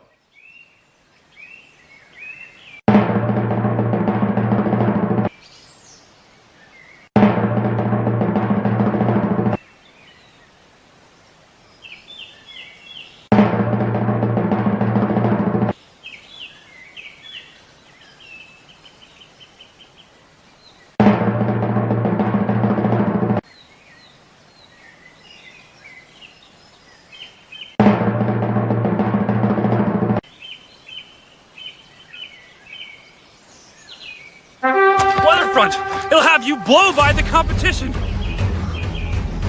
It's got radar, observations, models, all in one epic app. Blow by the competition! Woo! Weatherfront, the official weather app of the Storm. The following program is a production of the Stormfront Freaks Network. All right, I'm back. My computer crashed, and I restarted it. Now we're good to go. All right, keep rolling. Oh, nice. Wait, that's cool. It amazes me how, in addition to knowing weather as well as you do and making such clear-cut explanations to the public, I'm just amazed by your technological. Like the techno magic that you do is just light years beyond what I'm capable of, and it always amazes me. Not even close. You could do it. You know what? You could do it in a second. You could literally do it in a second, Clark Capucci. I'm learning from the best, because I'll be honest, guys, like Capucci's kind of the man. I don't know if you don't know that, but Capucci, he is the freaking man. So if you're not already following him, make sure you do, because this dude, you honestly were part of what inspired me to start to do this, because I'm like, hey, we can actually do this. We don't have to be at a TV station, which is pretty cool. So anyway, all right, we were talking about. Go ahead. Oh, sorry. I was gonna say I will pay you to give me tech lessons, because that background right now is so damn cool. But yeah. Right. Oh, well, anyway, so moments ago, go ahead. I was gonna say, so your plot right now for the folks watching, that's obviously thunderstorm juice, most unstable cape. I was looking back at an event in, I think it was December 28th, 2019, in Springfield, Massachusetts. There was a sleet storm in an event that featured overrunning. So it was like in the 40s or 50s a mile up, but sub-freezing at the surface. So sleet and freezing rain were falling. At the same time, they were getting quarter to almost golf ball sized hail. So once in a while, apparently it is possible to get a severe thunderstorm that's also a sleet and freezing rainstorm. Interestingly, on February 11th, 2003, there were severe thunderstorm warnings issued by the National Weather Service in Lincoln, Illinois, not because of, regular thunderstorm, but because a band of thunder snow along an intense squall Arctic front was moving through. Visibilities dropped below a quarter mile, winds gusted over 70, and they issued a warning that literally said a severe thunderstorm with heavy snow was located near wherever moving east. Wow. So there have been about a half dozen severe thunder snow warnings before, and about a dozen severe thunder sleet. That's cool. And what we're looking at here, guys, this is just like, this just shows you how versatile this system is. This is most unstable cape. So anywhere, just go back up here and pause it. This is on Sunday. You can see there's some instability here in the South, right in, Mississippi, Alabama, Georgia, into the Carolinas. Wow. The southern extent of that is probably going to be rain. The northern extent will likely be some form of frozen precipitation, whether that's freezing rain or sleet. And if there's enough instability, we could get some lightning and some, thunder ice, which, I'm pretty sure, did you see? I think we have seen a couple instances of that already this year. I know I did. I saw an instance in Ohio that we had a week ago, but it's definitely a rare phenomenon, normally indicative of a pretty powerful either storm or lift in this case, because the low won't really be that strong. Yeah, I mean, I'm just looking at I was looking at the models right now. And one other thing that also makes me a little concerned, I know earlier on you were showing the jet stream pattern. We got some divergence or spreading of the air aloft, which is something we look for in heavy rain events. And essentially, when the air upstairs is spreading apart, that creates like a little void, almost like a vacuum in the upper atmosphere. And so it pulls up air from below to replace it. And so that's going to be part of the issue why we have so much lift. We have so much rising motion, because the surface air moisture literally wants to rise to fill what's missing in the upper atmosphere, because the approaching low is spreading the air apart. So again, a classic signal for heavy precipitation. And Brady, you have pulled up the weather alerts. The fact that we have winter storm watches so far out, I mean, conventionally, I think it's what, like up to 2 or 3 days they can issue. Yeah. The fact that they sort of bent protocol and issued 3-4 days out is very unusual, and shows not necessarily their degree of confidence, but their concern for such significant impacts, I think, is very telling. Yeah, I would completely agree with that. Normally, it's Tuesday, right? They're not going to get, they are not Oklahoma, Texas, Arkansas, Louisiana is not going to get, the action's not going to start until Friday evening, right? We looked at that earlier in the stream. And so this is basically 4 days from that point. And so, I've seen them issue winter storm watches as late as 1 day, 24 hours before an event has started. But in this case, because, and I think the reason, Brother Capucci, you can maybe tell me if I'm wrong here, but my thinking with, what this is they've seen the ensembles, right? The ensembles that we're looking at, the GFS, and we were looking at that just a little bit ago, just for snowfall totals here. And I'll pull those up right now. But the GFS, this is not the snowfall here. That's the, what do you call it? Moisture. But this is the snowfall, and this is the average. Once again, if we look at the GFS, we'll compare the models here between the GFS and the European ensemble. This is the reason I think that they've issued these warnings. This is the GFS. This is the Euro AI, which is, we can talk about that a little bit too, Brother Capucci, because this will be a test for, once again, for the AI model. This is the, this was the Euro. This is the American. This is the regular European. This is the regular GFS, and this is the AI. What you notice, and let me just go back and draw a circle around the snow totals here, because this will just show you between the regular European, the regular, the AI for the European, the American GFS, it's loading, chalked. But the point is, guys, I don't even know what's going on. It just crashed. The point is, the snow totals are not locked in, but we know this is going to be a high impact event. And so does the National Weather Service. And that's why they've issued these warnings so far out, when normally they would wait till probably, Wednesday or Thursday to issue them. That's why we're seeing these winter storm watches issued already today. And Brady, one thing that I think is really striking, we know the National Weather Service relies on templated text when it comes to warnings and watches. They have the same verbiage they use every time, unless there's a high-end event when they start typing up their own stuff. What I found really telling was what the National Weather Service in, I believe it's Shreveport, Louisiana, wrote. They wrote, quote, heavy accumulations of mixed wintry precipitation, expect power outages and tree damage due to the ice, which to me says at least a half inch or more. Travel could be limited to near impossible. Hazardous conditions could impact all commutes from Friday into Monday. If travel is absolutely necessary, drive with extreme caution. Consider bringing a winter storm kit with you to help you survive in case you are stranded. That's no small potatoes. When we see verbiage like that, that means that what is likely going to hit the fan, at least somewhere, if not over a wide area that this watch is in effect for. That's right. You hear that, chat? The shit is hitting the fan. It's going to hit the fan. And especially in Louisiana and Arkansas, where probably that's, at least if the European ensemble is right, that's where the bulk of the freezing rain, that's where the most freezing rain will fall. And to your point, Brother Capucci, we see screenshots oftentimes leading up to very strong hurricanes or severe weather days of National Weather Service discussions, right? And this isn't quite on the level of some of those, but this is very strong wording. And normally, to your point, Brother Capucci, it's copy and paste, right? They've got a lot to do. It's so early in the process they don't necessarily have time to go through and plus they don't know the details yet because we're 4 days out.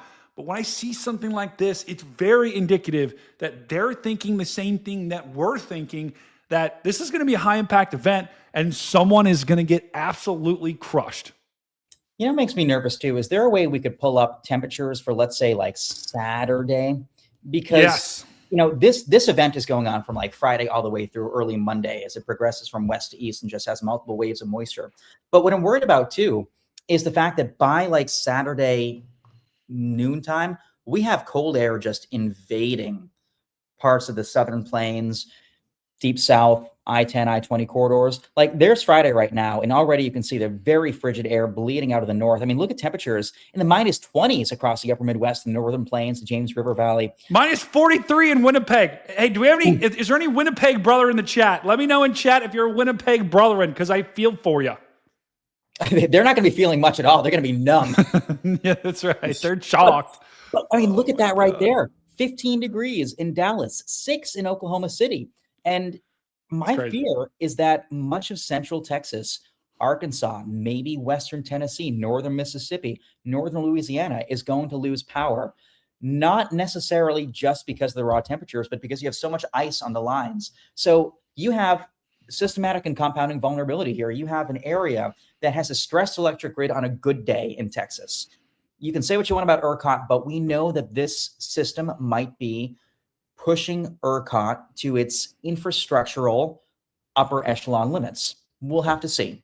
We're going to root for the best, but plan for potential implications. But then let's say if the power goes out, because forget ERCOT, lines come down when it's super ice and you're going to have a ½ inch to 3/4 of an inch of ice. The lines come down. How are you going to heat your homes? For folks who don't have a generator, that's going to be a really big problem. So now is the time to start making the calls to Mima, Pop, your elderly neighbors. Maybe I love Mima. We all love Mima. Maybe you have a neighbor who has a disability or mobility challenges. Maybe you're worried that so-and-so can't necessarily weather 3 to 5 days without power, potentially in cold conditions on their own. So I'd say Wednesday and Thursday, use that time, make calls, check up on folks. If y'all need to have, a winter storm party and all be together someplace that either has a generator or has heat, or maybe you just want to keep an eye on your elderly or more vulnerable relatives and loved ones, do it. It's a good time to do so. We want to make sure that people are being good neighbors during this. Anytime the weather gets, this potentially disruptive, and really the South will be shut down for 3 or 4 days. Yeah, the Waffle Houses will likely close. That's my take. Whoa, you heard it here first. Waffle House meteorologist Matthew Capucci is predicting a Waffle House closure. That's my guess.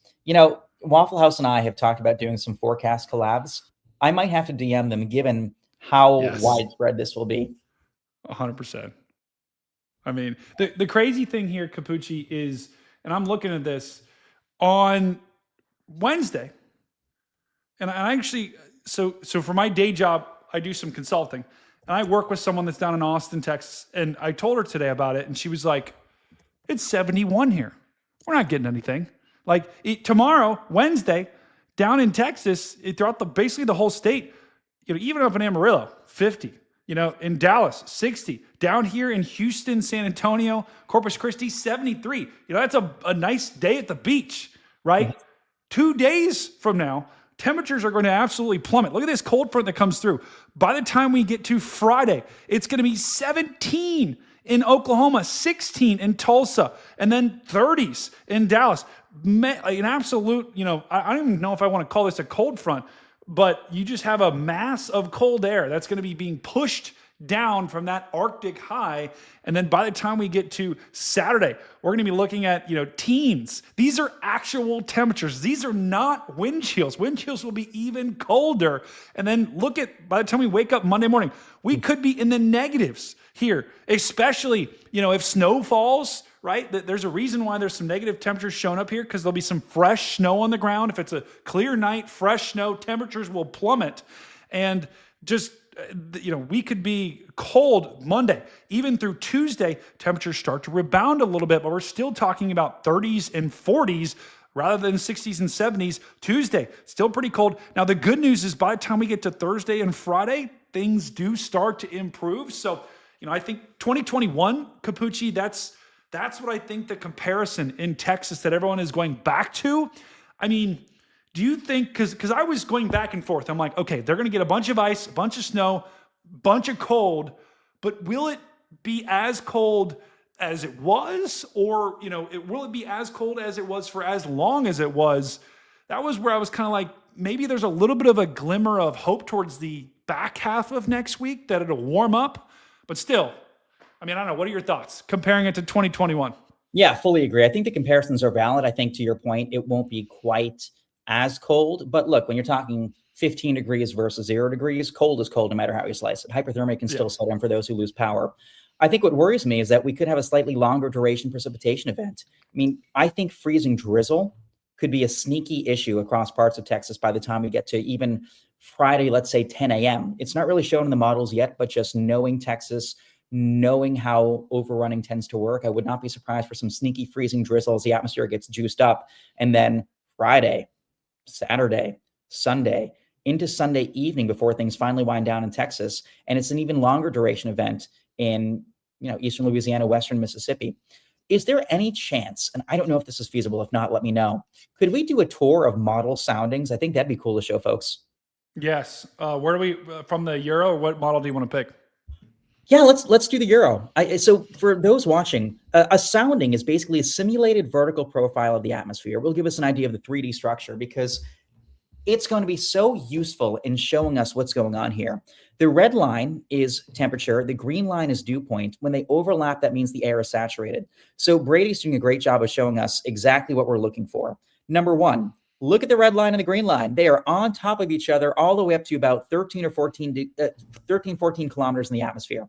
So really, for the bottom, like 8, 9 miles, the air is fully saturated. So this is a juiced up atmosphere, which is rather unusual to see this time of year. The other thing to notice too, look at that surface temperature, 28 degrees, dew point of 26 degrees.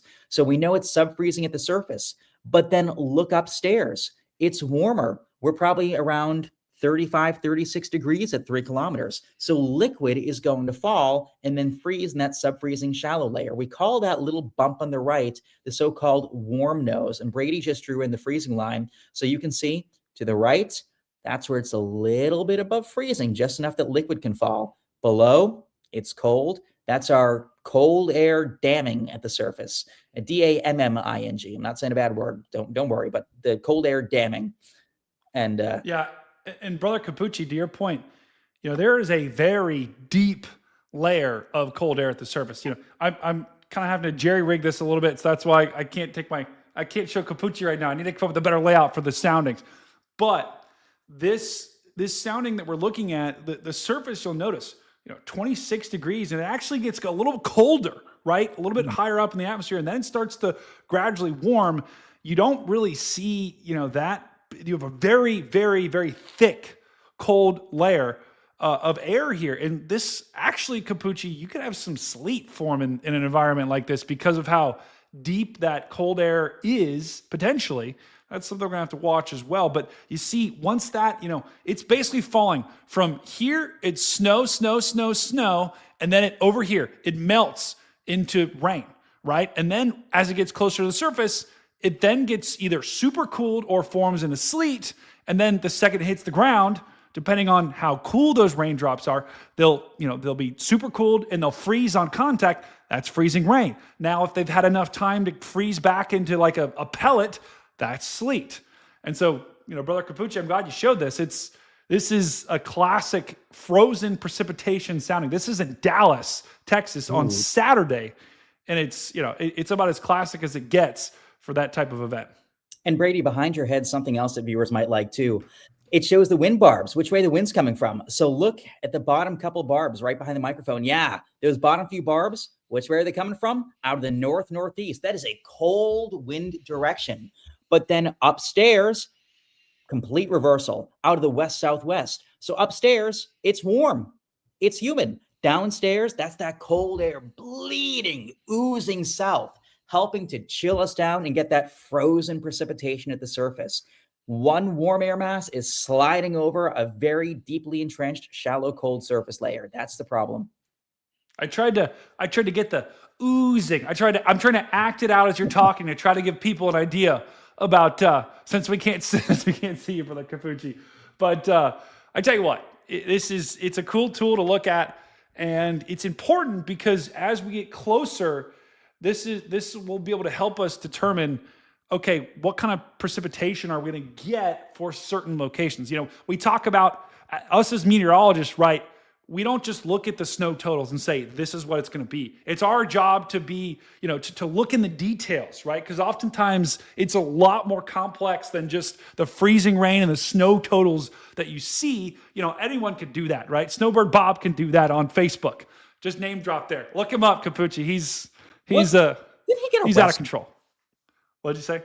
I thought he got arrested. I don't know. I don't. He's There's still some lore posting. there. I'm gonna have to DM you later. There's some lore. He's still posting, man, and it's fun. It's funny at this point. But the point is, the how we can actually separate ourselves is not only that, but what's actually going to happen. There are little crumbs like this that we as meteorologists can look at to give us a better idea about who's going to get the most snow, who's going to get the most ice. And stuff like this is super important to look at, especially as we get closer into the event here. So we'll continue to monitor these soundings. I'm glad you had me show that, because watch what happens if we go to Oklahoma City here. This will be interesting. If we look at this sounding, you'll notice. So here's our freezing line right here. It's drawing in black. Let's draw in blue. Come on. There we go. Okay, here's your freezing line right here, 0. If I can draw a straight line, and I can't. So notice, right, Capucci? Talk to us about this. Why is this snow? If we draw that freezing line where the 0 is, you see the entire atmosphere is below freezing. It's plenty cold.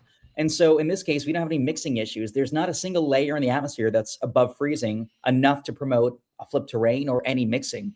So in Oklahoma City, we don't have any precipitation type concerns. That's almost better. Now, yeah, both the green line and the red line overlap. The whole atmosphere is saturated. It's holding plenty of moisture, and that's going to come down as snow. But truth be told, if I was, Jim Bob with a house and wherever, I would rather deal with a lot of snow than even a medium amount of ice, because snow you can treat, you can plow, you can move. Ice, you cannot treat, you cannot plow, you cannot move. Nope. You wait for it to melt, and it's not going to melt for a while. Yeah, ice is by far the worst thing. I would, even though I hate sleet with an absolute passion, because sleet is just, it's like you're hoping for snow and then get sleet. It sucks. I would take sleet 10 times out of 10 over ice and freezing rain, because freezing rain is just, it's brutal because it knocks out power. You can't drive anywhere. It doesn't look cool. So you're not looking out the window being like, oh, it's snow. At least if you lose power, if it's snowing, it's like, okay. But, it's not fun for anyone. So it does look like this event is going to be a freezing rain event, a snow event, a sleet event. The big question, the devil, once again, is in the details and figuring out where that line is going to be. Capucci, I was talking about this earlier. We talked about, this line and this line, right? And kind of being the rain to freezing rain line and the freezing rain to snow line. I kind of forget. Do we know, I guess I'm hoping there's like a National Weather Service or model that shows us the margin of error. If there isn't a diagram like that, that'd be a great idea. Like 4 days out, it's 200 miles. 3 days out, it's 100 miles. As we get closer, the margin of error for these lines to move, north or to shift south becomes smaller. So if this margin of error is 200 miles, as we get, to Tuesday, the margin of error, to Friday, the margin of error now is 50 miles. And the important thing to look at that we're trying to figure out is where the most ice and snow is going to fall. And it's important to know it's Tuesday, that line's going to shift. I think it's important for folks to know, too, why there's so much uncertainty at this point. Sure, we're 3-ish days out, but the biggest source of uncertainty is actually where our Baja low is, our upper level low, that pocket of cold air, low pressure, and spin. If we can throw back on the 500 millibar heights, we'll see what we mean. And again, for the folks watching at home, we're looking at the sort of upstairs conditions. Where's that bowling ball in the upper atmosphere that's going to come in, scoop moisture towards us? And yeah, you see right there It's still offshore. It's west of San Francisco. It starts to come east as we head into Wednesday and eventually dive southeast towards Thursday and really consolidate into a more robust low. But the issue is there's still some uncertainty in the positionality of that upper low and whether it links, i.e. phases, with the second system to the north. Now, one of the tricky things with this low being offshore, we can't launch weather balloons into it yet. We can't vertically sample its structure. And so we not only are less clear about its vertical structure, but subsequently how that structure will evolve in the next 24 to 48 hours before it comes ashore and where exactly it's actually located. We can try to diagnose that via satellite. But all that to say, until we get a better idea what our bowling ball offshore is doing, we can't iron out the specifics of like the rain snow line or who gets the moisture jackpot. Now, Brady, one interesting thing, the hurricane hunters will actually be dispatching planes. That's cool. High into that upper level low to get data that we can pump into weather models to make the models better. Given how impactful this system is, the fact that the hurricane hunters are flying into it is, again, quite telling. That's cool. Guys, I'll say this. The Capucci's like as connected as it gets. He's got a hurricane hunter connection. I don't know how. He's been in a hurricane hunter plane. Would you ever go in a hurricane hunter plane for like a snow event? Oh, absolutely. Honestly, it's probably equally as bumpy as a hurricane. But yeah, I will say, every time I go with the hurricane hunters, they are wonderful people. They are so accommodating. It is always a miserable experience. It has nothing to do with them, but just, it's 8 hours. You're looking out of a hole this big, and you feel like you're falling out of the sky for about 6 of those 8 hours. I've done it before. I would do it again in a heartbeat, and I'm so grateful. But I always know getting into it. Do you get motion sick? Do you get motion sick, by the way? Not really, which is funny. Like, under ordinary circumstances, no. I don't really get motion sick. I love roller coasters. I'm learning to fly in my spare time. Don't tweet that. My parents don't know. My goal, not you, not anybody, anyone watching, don't tweet that. My goal. Don't tell his parents. Yeah. I know they're not watching this live stream because they're not super tech savvy. Yeah. I love them dearly, but it's past my mother's bedtime and my dad can't even figure out how to send a text message. You know what? My mom's not watching either. My mom only watches when we talk about Bachelor. My dad texts like he's a T-Rex. Only 2 fingers go. And my mom's a pecker. My mom's at least your dad uses both hands. My mom's a pecker. She just goes like this. Oh, see, my dad does that sometimes, but he moves the phone rather than his finger. Anyway, I've been taking flight lessons for like a year in my spare time, but I don't have much spare time. So my goal is to get my pilot license. And then at some point, if my mother comes down over the next year, she's afraid to fly. I just take her to the airport and I'm like, all right, get in this plane. I'm driving it, flying it. But, yeah. Someone ban this woman. We've got Marilyn Monroe destroying the chat, but that is epic. So, bro, it's shock. Sometimes you just get unbelievable stuff. So this Capucci that we were talking about, the hurricane hunters, it's still gonna be a pretty bumpy ride. This is our jet stream, and this is Sunday, and we've got a very, very strong little jet streak right in there. So the fact that the hurricane hunters are flying into this, that is so. That guys, that tells you all you need to know, right? This is going to be a very impactful storm. And to Capucci's point, right? It's still, off the West Coast, right? This is what our storm looks like right now. Yeah, it's nothing. It's basically nothing right now. Welcome, Terry, but it's basically nothing. So as we go throughout the next day to 2, it'll start. Once we get to Thursday, that's when our piece of energy actually starts to come on shore in California and Mexico. And by Thursday, this is Thursday around 4, we should have a pretty good idea. There will still be some question marks. There will still be shifts that's going to happen, but we should have a much better idea of snow totals, of more precise ice totals. You've heard us throw around numbers like 6 to 12, like 6 or 7 for the snow, or ice. You get, you've heard us talk about an inch plus. All of that is on the table. We are not going to know for sure. And any meteorologist that tells you they do know for sure is lying to you. We're not going to know for sure probably until Thursday afternoon or Thursday evening once this thing comes on shore and then eventually starts to, have precip forming. And to your point, Brother Capucci, we've seen it time and time again. We could get Friday. This thing could start earlier than expected in Texas, Friday morning, because of all that lift you were talking about. That's just going to be making its way and kick things off early. And I believe, was it February 5th of 2021 or 2022? I'm trying to remember when it was that Dallas had before that crazy winter event, there was a day when Fort Worth had a 146 car pileup. I believe 7 people died. And that was the result of freezing drizzle before the main event. And that's why I'm so concerned about freezing drizzle. The models don't handle it well. People see drizzle, they think it's not that bad. It coats bridges and overpasses with ice that can be very difficult to see, to treat in advance, and it always leads to highway pileups. So I'm very worried about that potential across Central Texas on Friday. Yeah, I agree with that. Texas is going to be the first one that gets hit and potentially one of the hardest people that get hit, but they won't be the only ones. They're going to be joined by many other states, and I think people are starting to pay attention.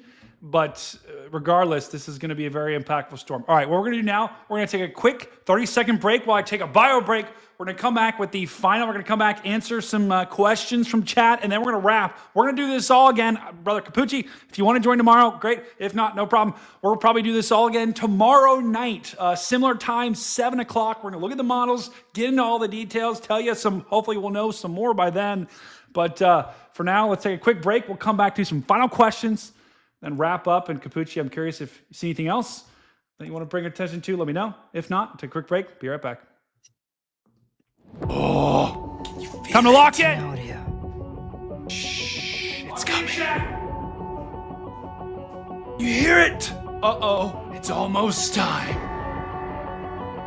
Look at the clock. It's ticking. Each, every one of you. It's time to lock in.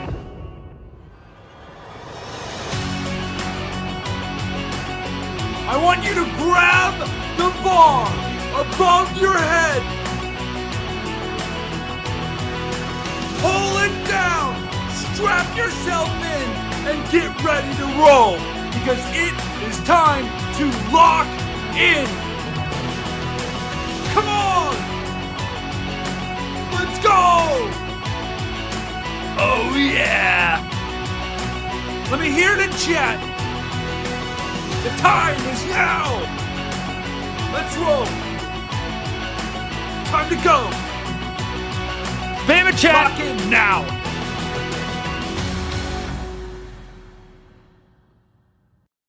All right, we're back. We're going to be taking some questions from the chat. So if you do have any questions right now, let me know. Any questions we got from me or from Brother Capucci? Let's take a look if we can narrow this down for you. We will take a couple of questions here. And any people that super chat, we'll take your questions first. Go ahead and put your chat questions in the chat. Capucci, coming out of the break here, was there any other things that we were looking at? Also, did you see on Twitter, do you know who Ryan Maui is? Oh, yes. Did you see? So I had Brother Darren tweeted, he said, you should tune in. Brady does a fantastic job, and it's funny as well. He said this in response. You're joking, right? I support anyone who's excited about weather and wants to stream, but this is not a good use of my time. He was so shocked. Wow. Oh my God. I know. It was unreal. And I was a subscriber for his for like a year on Twitter. I have my thoughts. None of which I'll say on stream, but I will say he has an interesting approach to relating with other humans. Yeah, it was hilarious. Okay, we had a question, Jody, about the Northern Lights. Jody wants to know about the Northern Lights. So Capucci, you were all over that yesterday. Did we see anything? I saw some pictures. I saw a bunch of pictures from people. What basically happened? I wasn't paying attention, to be quite honest. Yeah, so I was watching that all day yesterday. We had a very intense G4 out of 5 geomagnetic storms, a solar storm. We had a lot of energy pouring into Earth's magnetic field. And ordinarily, that would have triggered a great display of the Northern Lights. But the issue, this magnetic shock wave from space was kind of aligned with Earth's magnetic field. And so that made it easy for us to sort of dissipate the energy without any chaotic magnetism that would trigger the lights. However, if we had flipped the magnetic field of one, we would have had a misalignment, and that caused chaos that would result in the Northern Lights. And so even though we had a lot of energy, it was just sort of overlapping the right way to minimize impact. Now, that's not the case right now. We actually have a G3 geomagnetic storm ongoing as we speak. I was actually just watching this right now. And so there are reports right now of the northern lights reaching the mid-latitudes, including in Saskatoon, Whitehorse, in even the extreme northern U.S. I've seen some reports over Pennsylvania. The interplanetary magnetic field is south. The BZ is south, meaning we're sort of having that misalignment that would favor more chaos and At Wilson more 016 super chatted $4.99. Outbreak. Yeah. He wants to play the game. Oh, nice. I do think it's possible to see the aurora for the northern tier, probably right now. Ooh, okay. Yeah, that probably doesn't include me. I'm in Ohio, and yeah, it's shocked. It's completely shocked, but that's all right. Hey, listen, we can't have everything. We're not going to get a winter storm. Whatever. I'm dealing with that. We're not going to see the northern lights. Whatever. I'm pretty convinced we're never going to winter storm ever again here in Ohio. But that's that's neither here nor there. All right, we got a question from Haley. Let's go over to Haley. Wants to check out Long Island, and Long Island. First of all, for the longest time, I didn't understand the difference between Long Island, Manhattan. I didn't get it. Okay, I kind of get it now, but not really. But the New York, let's just say New York City, probably going to get some snow from this. This is going to be a blockbuster, right? It's not going to be I don't know if there's an outcome, Capucci, where they get, 10 inches. I think it's probably more likely they'll get, 3, 4, 5, maybe at the higher upper end, maybe 6 or 7. I mean, have you seen anything that, would indicate anything more than that?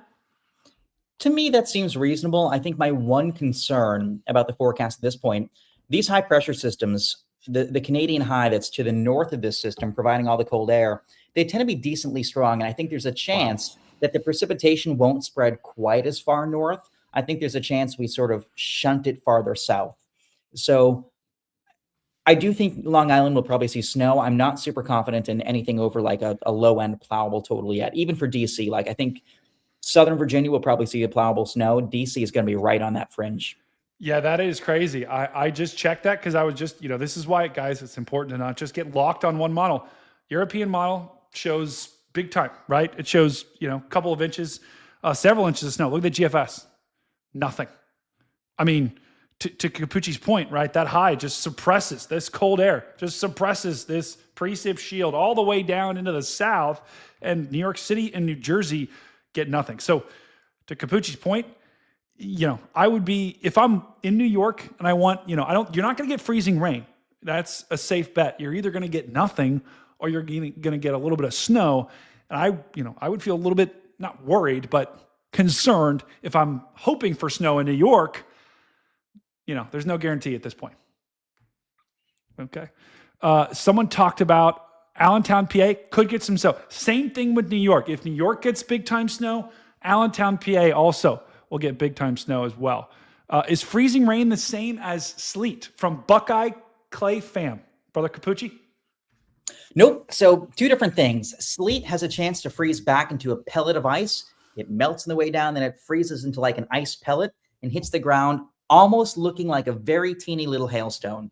Forms in a different way, but it's just a little pellet. It's not quite as dangerous as freezing rain. Freezing rain is liquid rain. It comes down and it just spills over the ground and then it freezes. So at least sleet, it's in pellet form. It's like Dippin' Dots. You can push it away. You can shovel it. I love Dippin' Dots. I love Dippin' Dots. Yeah, Dippin' Dots in forever. What's your go-to flavor? Probably cookies and cream. I don't do cookies and cream in any, like ice cream. I'm a, Grater's black raspberry chip kind of guy. But when it comes to Dippin' Dots, I think cookies and cream might be the goated flavor. I like it. Fully agree. Yeah, you just can't go wrong with it. Someone asked about Austin. We've actually had a couple of people ask about Austin, Texas. I think there's a lot of our Texas brethren that are in here, and a lot of on Twitter that they're very concerned about about this event and it being a repeat of 2021, right? Every weather event, they're hardly ever repeats, right? This is not going to be a shot for shot repeat, But you will see some similarities. You will see cold air. You will see freezing, freezing precipitation, frozen precipitation. You will see snow. You will see freezing rain. And in Austin, Texas, you're going to be very close here because the European model has Austin in rain for a lot of the day on Saturday. But then look, by the time we get to Sunday, we could have some freezing rain that falls. So if you're in Austin, Texas, if you're in southern Texas, Houston, I'd put them in the same bucket there, San Antonio, you probably won't be in the bullseye of freezing rain, but there is some potential definitely to get some, and anything down there, Capucci, would be, disastrous. Oh, yeah. I have a Met question for you because I always want a second opinion. One thing that's really surprised me, we were talking about precip types a moment ago. I was just going through like the Spire model, the GFS, the Euro, and pretty much everybody, well, really everybody but the Euro, including the Canadian, is going ham on sleet, on just like 6+ inches of sleet. I mean, look at all that pink. I can't remember a time that I've seen that much sleet from some of these models. No, I completely agree. If I don't think the GFS shows it on this map, but I could pull it up on another one. But the sleet here, I think I don't remember that much sleet in any circumstance that I can remember.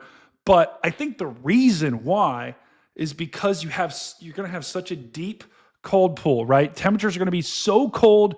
If you look at that sounding, right, for Dallas, once again, you have just a very deep cold pool and a very shallow, you just have for just a second, it gets above freezing. And then from about, 1,000 all the way up to 700, it's below freezing. So there's plenty of time for any, particles that might have melted. Like to me, I don't know, Capucci, to me, this is like a sleet sounding, to be quite honest. Because look at how deep that cold is. Look at how long this, droplet, because essentially from here, the droplet of water it'll be in the freezing air all the way down until it gets to the surface for a long time.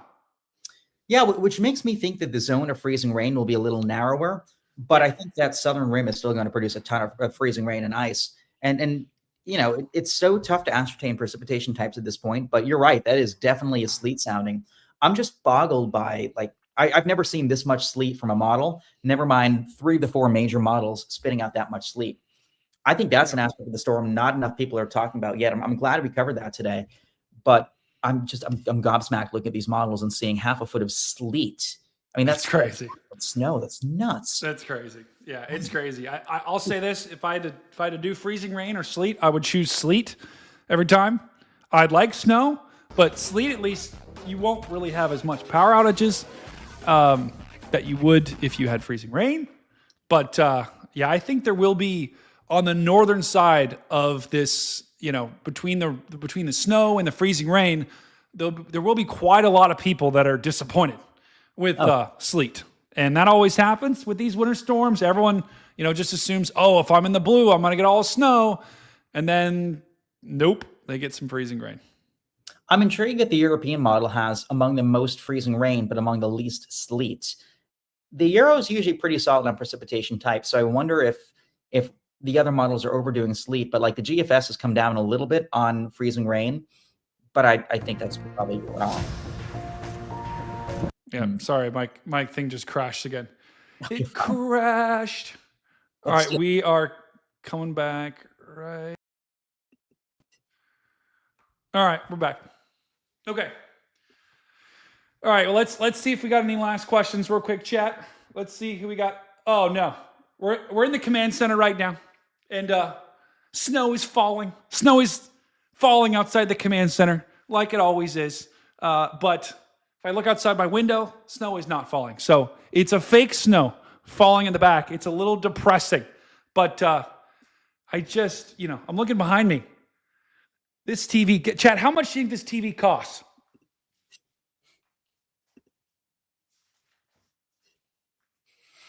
Probably at least $6 or $7.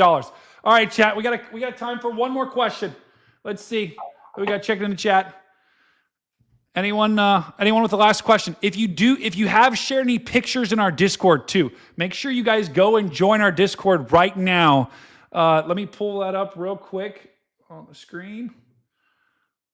Brother Capucci, have you ever been in Discord before? No, I don't know if I know how. Oh, Discord's money. Okay, this was on stream. Okay, one of the mods asked me to. I asked one of the mods to take a picture here. This was my diagram of the sleet, snow, and freezing rain that just shows you how awful my handwriting is. So it's very clear. You can very clearly tell. No, that looks like it says sack. Yeah, it might say sack. Who knows? It might say sack. Might say snow. I think this just says slee. Not sure. I see. Oh wait, wait, go back. I want to critique. Please no. I see. Sack, slew, karma. That does look like karma. Ran. Yeah, it looks like it's like Kramer. It's chalked. Yeah, my handwriting is absolutely and utterly chalked. If you do have any pictures that you do want to send, join our Discord. Our Discord is in the stream or the description below. We've got an on-stream pictures section that you can send. We got Stu, brother Stu, checking in from Ohio, that sent the Northern Lights. Wow, that's beautiful. Was that in Ohio, Stu? Yeah, Newark, Ohio. Wait, is he saying they're visible tonight? Wow, apparently tonight in Newark, Ohio, which is in the country in Ohio, they are visible. Love that. Nice. You doing any tracking tonight, Capucci? You going to go out, try to get the lights? So truth be told, I have an insane schedule because sometime on Thursday, I'm going somewhere. I don't know yet, somewhere south. And then I'm there for 3 or 4 days. I meet with the documentary crew who's going to come with me. I have to somehow get to Houston by Monday because on Tuesday I have a different documentary shoot. Then I'm at the AMS. You have two, you're in 2 documentaries at the same time? Same documentary, but 2 different shoots. They want in the field Capucci versus neat, trimmed in a suit and tie Capucci. Then after Houston, I go to Aruba for my mother's 60th birthday. She has wanted to do a family vacation for years, so we're going to Aruba.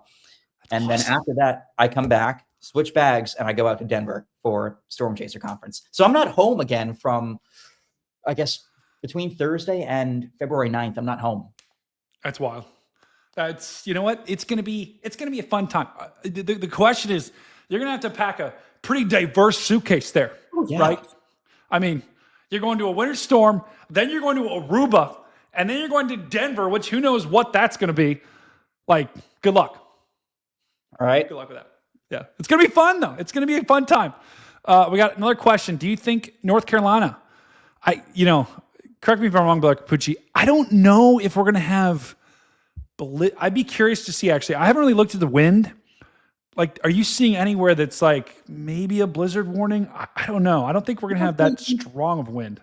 Yeah, we don't really tend to see strong winds during sleet and freezing rain setups just because of the overrunning, meaning the lower atmosphere is sort of, I don't want to say separated, but you have 2 very distinct layers. And so even though the winds will be strong upstairs, there won't be much mixing to get those winds down to the surface, especially in the absence of a strong surface load. Simply say there's nothing really like sucky at ground level. No sucky. Yeah, here are the winds, guys. And anything in blue, right? That's like, 10, 11, 12. I mean, this is in the heart of it, right? This is when the action's going to be going on Saturday, and winds are 10, 15. I mean, I can blow harder than that. So I don't think they're going to be, I don't think we're going to have blizzard warnings per se. I mean, the only place that I possibly could see, I don't even know, 20 to 30 is off the coast here, but I don't think we're going to see blizzard warnings, to Capucci's point. The only place I think that could possibly see it would be coastal Carolina if that low does in fact do what the Euro says it's going to do and starts to kind of crank up here on Sunday. But if the GFS were to have it, watch what happens. All that wind is offshore. So, yep. Cool. Well, chat, I think that's all we got. I know, Capucci, you got a busy night ahead, so thank you for joining us, brother. Anytime. And, if you're able to join us tomorrow, great. If not, good luck on your trip. Thanks for joining us, brother. Good to see you. You'll have a good one. All right. See ya. All right, chat. I need to get my buttons better. We're in the command center here. We're about to wrap. Chat, thank you for an amazing show. Thank you, Connor, for the raid. W and Connor for raid. What do you think of the new background? What do you think of the new command center? And if it is your first time here, do me a favor, okay? If you like what you're seeing, smash that like button and smash that subscribe button. We're a small channel, okay? We are. That's just a fact. But we're growing, and you can become a part of our family. So do it. Smash that like button and smash that subscribe button. And you know what? If you'd like to support us more, you can Venmo me in the description below. You can super chat. You can become a member. Because ultimately, I've got a day job. My goal, though, eventually, is to do this full time. And to do that, I need you guys supporting like you have been. So massive shout out to all of you that are in chat. Massive shout out to all of our members, to all of our OGs, to everyone that's been here since day one, to everyone that joined today. It's been an epic stream. So W's to you. Let's take a look at the chat rankings to wrap things up. Let's see who we got in first place here. I will be streaming tomorrow too, guys. So join me tomorrow. Wow, in first place, Wilson with a score of 1,700. Are you kidding me? Wilson is killing it. In second place, drop my pen. So chalked. Oh, in second place, we've got Creamsicle with 1,000 points. Oh yeah, Creamsicles. Hang on. WX Rundown in third, brother Rundown. 825 points. By the way, check his channel out. It's an awesome channel. Haley. Oh, Haley's got a commanding fourth place lead with 750 points. Carly, our mod, has been absolutely grinding. 650. Intel Alpha, 550. R. Patterson in eighth place with 500. Oh, man. Carol. Oh, Carol. OG Carol. 475. Steph.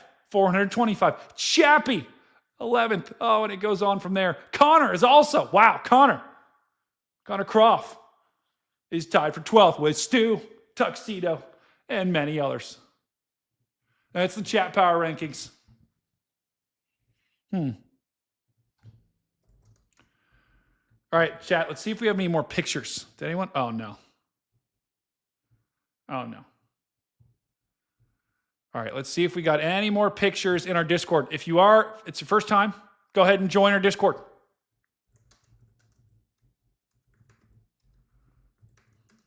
No outbreak today, guys. I gotta go do some things. I gotta go to bed. A little bit. I know I'm getting old. Sorry, I'm getting old.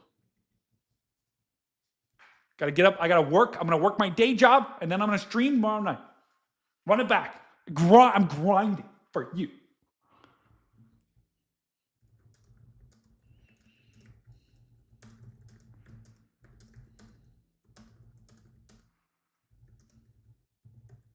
Chat is popping off right now.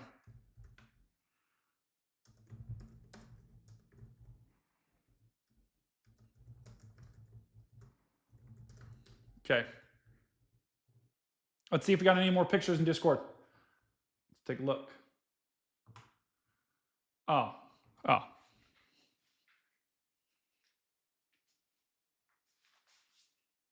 Who did it? Who sent this picture? I want to know. Oh, okay.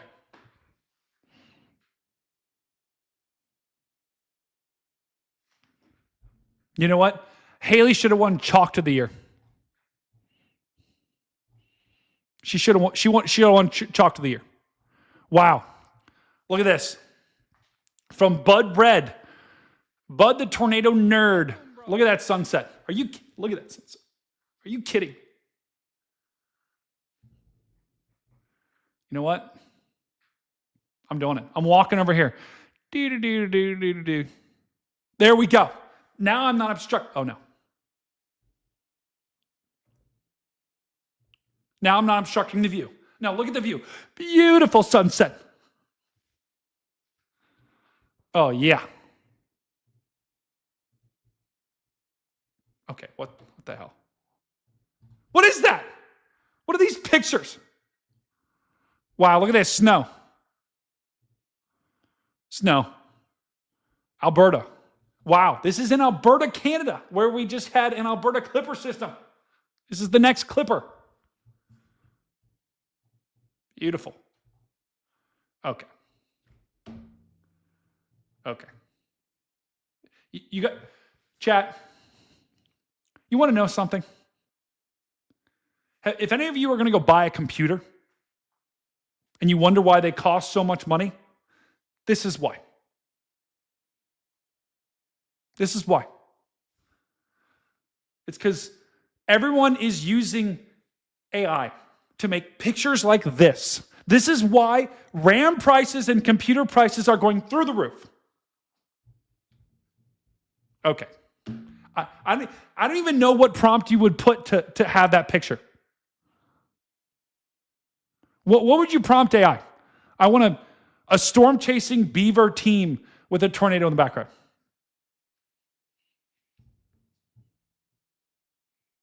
It's insane. Okay, yeah. This is real nice.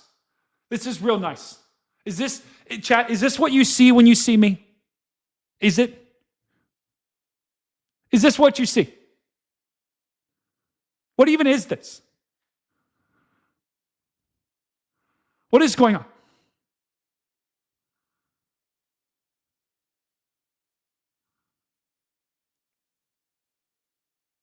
Unreal.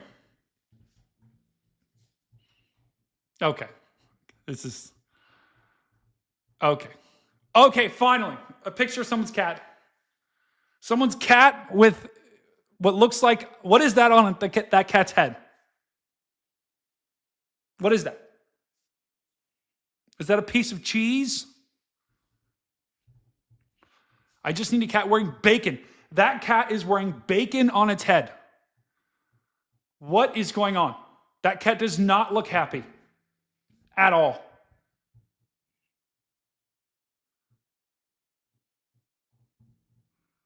Oh, okay. That's not I thought that was a cat. It's not a cat. It's a beaver. It's bacon. Okay, thank you. Okay. You know, we're wrapping. We're wrapping on that. Chalked. Absolutely chalked.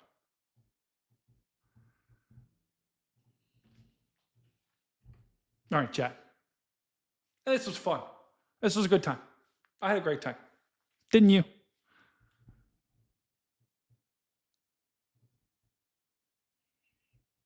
I had a fantastic time. All right, well, we're going to wrap. Tomorrow night, likely 7 p.m. Eastern, we're going to go live again. So make sure you're there for that. We're going to have more information on the upcoming winter storm. We're going to have better idea of the snow totals, better idea of the ice totals, better idea of how cold it's going to be afterwards. For now, if you do live in the South, what I want you to do tomorrow, just go to the grocery store, get some extra groceries, right? Get some bread, get some milk. But you don't need to be... Wilson016 super chatted $4.99. W. Brady. W.U. Wilson. W to Wilson in the chat. Massive W in the chat for Wilson. Are you kidding? So go to the store, get some milk, get some bread, get some nachos, get some Doritos, get some Tostitos. I know, we're rhyming. Get your favorite food. You don't need to go buy, a month's worth of food. Just go get some extra food, just in case this weekend you can't go anywhere. Because odds are, if you're in the South, if you're in Texas, Oklahoma, Louisiana, Arkansas, Mississippi, Georgia, Tennessee, Alabama, the Carolinas, Virginia, Kentucky, chances are if you're in any of those states, you're likely going to get wintry weather this weekend, and you might not be able to go anywhere for a day or two on the roads because they'll be bad. So that's what you need to do. You don't need to panic. Don't need to get scared, right? There's a pretty good chance that some of that freezing rain we looked at will fall as sleet. So I don't think we're going to have widespread freezing rain totals of 2 inches, right? If we get that, that would be crazy. But, someone's going to get an inch probably, which won't be good. The point is, don't need to panic. Don't need to freak out.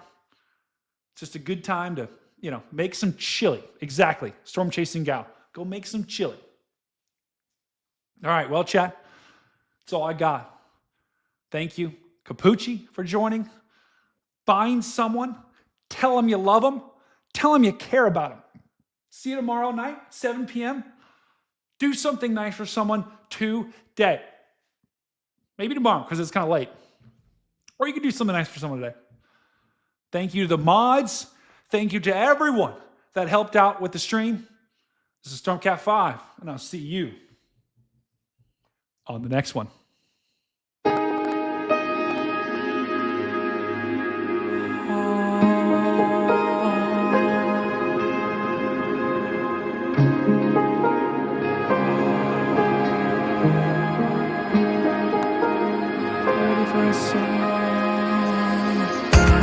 The models lit up late last night, blue and pink glowing, cold and bright. A winter storm lining up just right. Ice and snow, yeah, it's coming into sight. Freezing rain on the southern edge, sleet tapping loud on every ledge. Snow piling deep where the cold digs in. This storm's got layers, yeah, it's thick and it's thin. Ice on the roads, snow in the air. Winter's reminding us she's still there. From bitter winds to whiteout show, here comes another round of snow. Then the door, it swung open wild. Brother Capucci logged in straight storm styled, breaking it down with the chart so clean. Yeah, this setup is colder than it seems. He talked thermal profiles and surface temps, where the snow flips to freezing rain attempts. He said 1 degree makes all the call. That's how ice storms rise, that's how ice storms fall. Ice storm on the road, snow on the line. Timing this storm down the dime. Blazing rain to dendrite flow.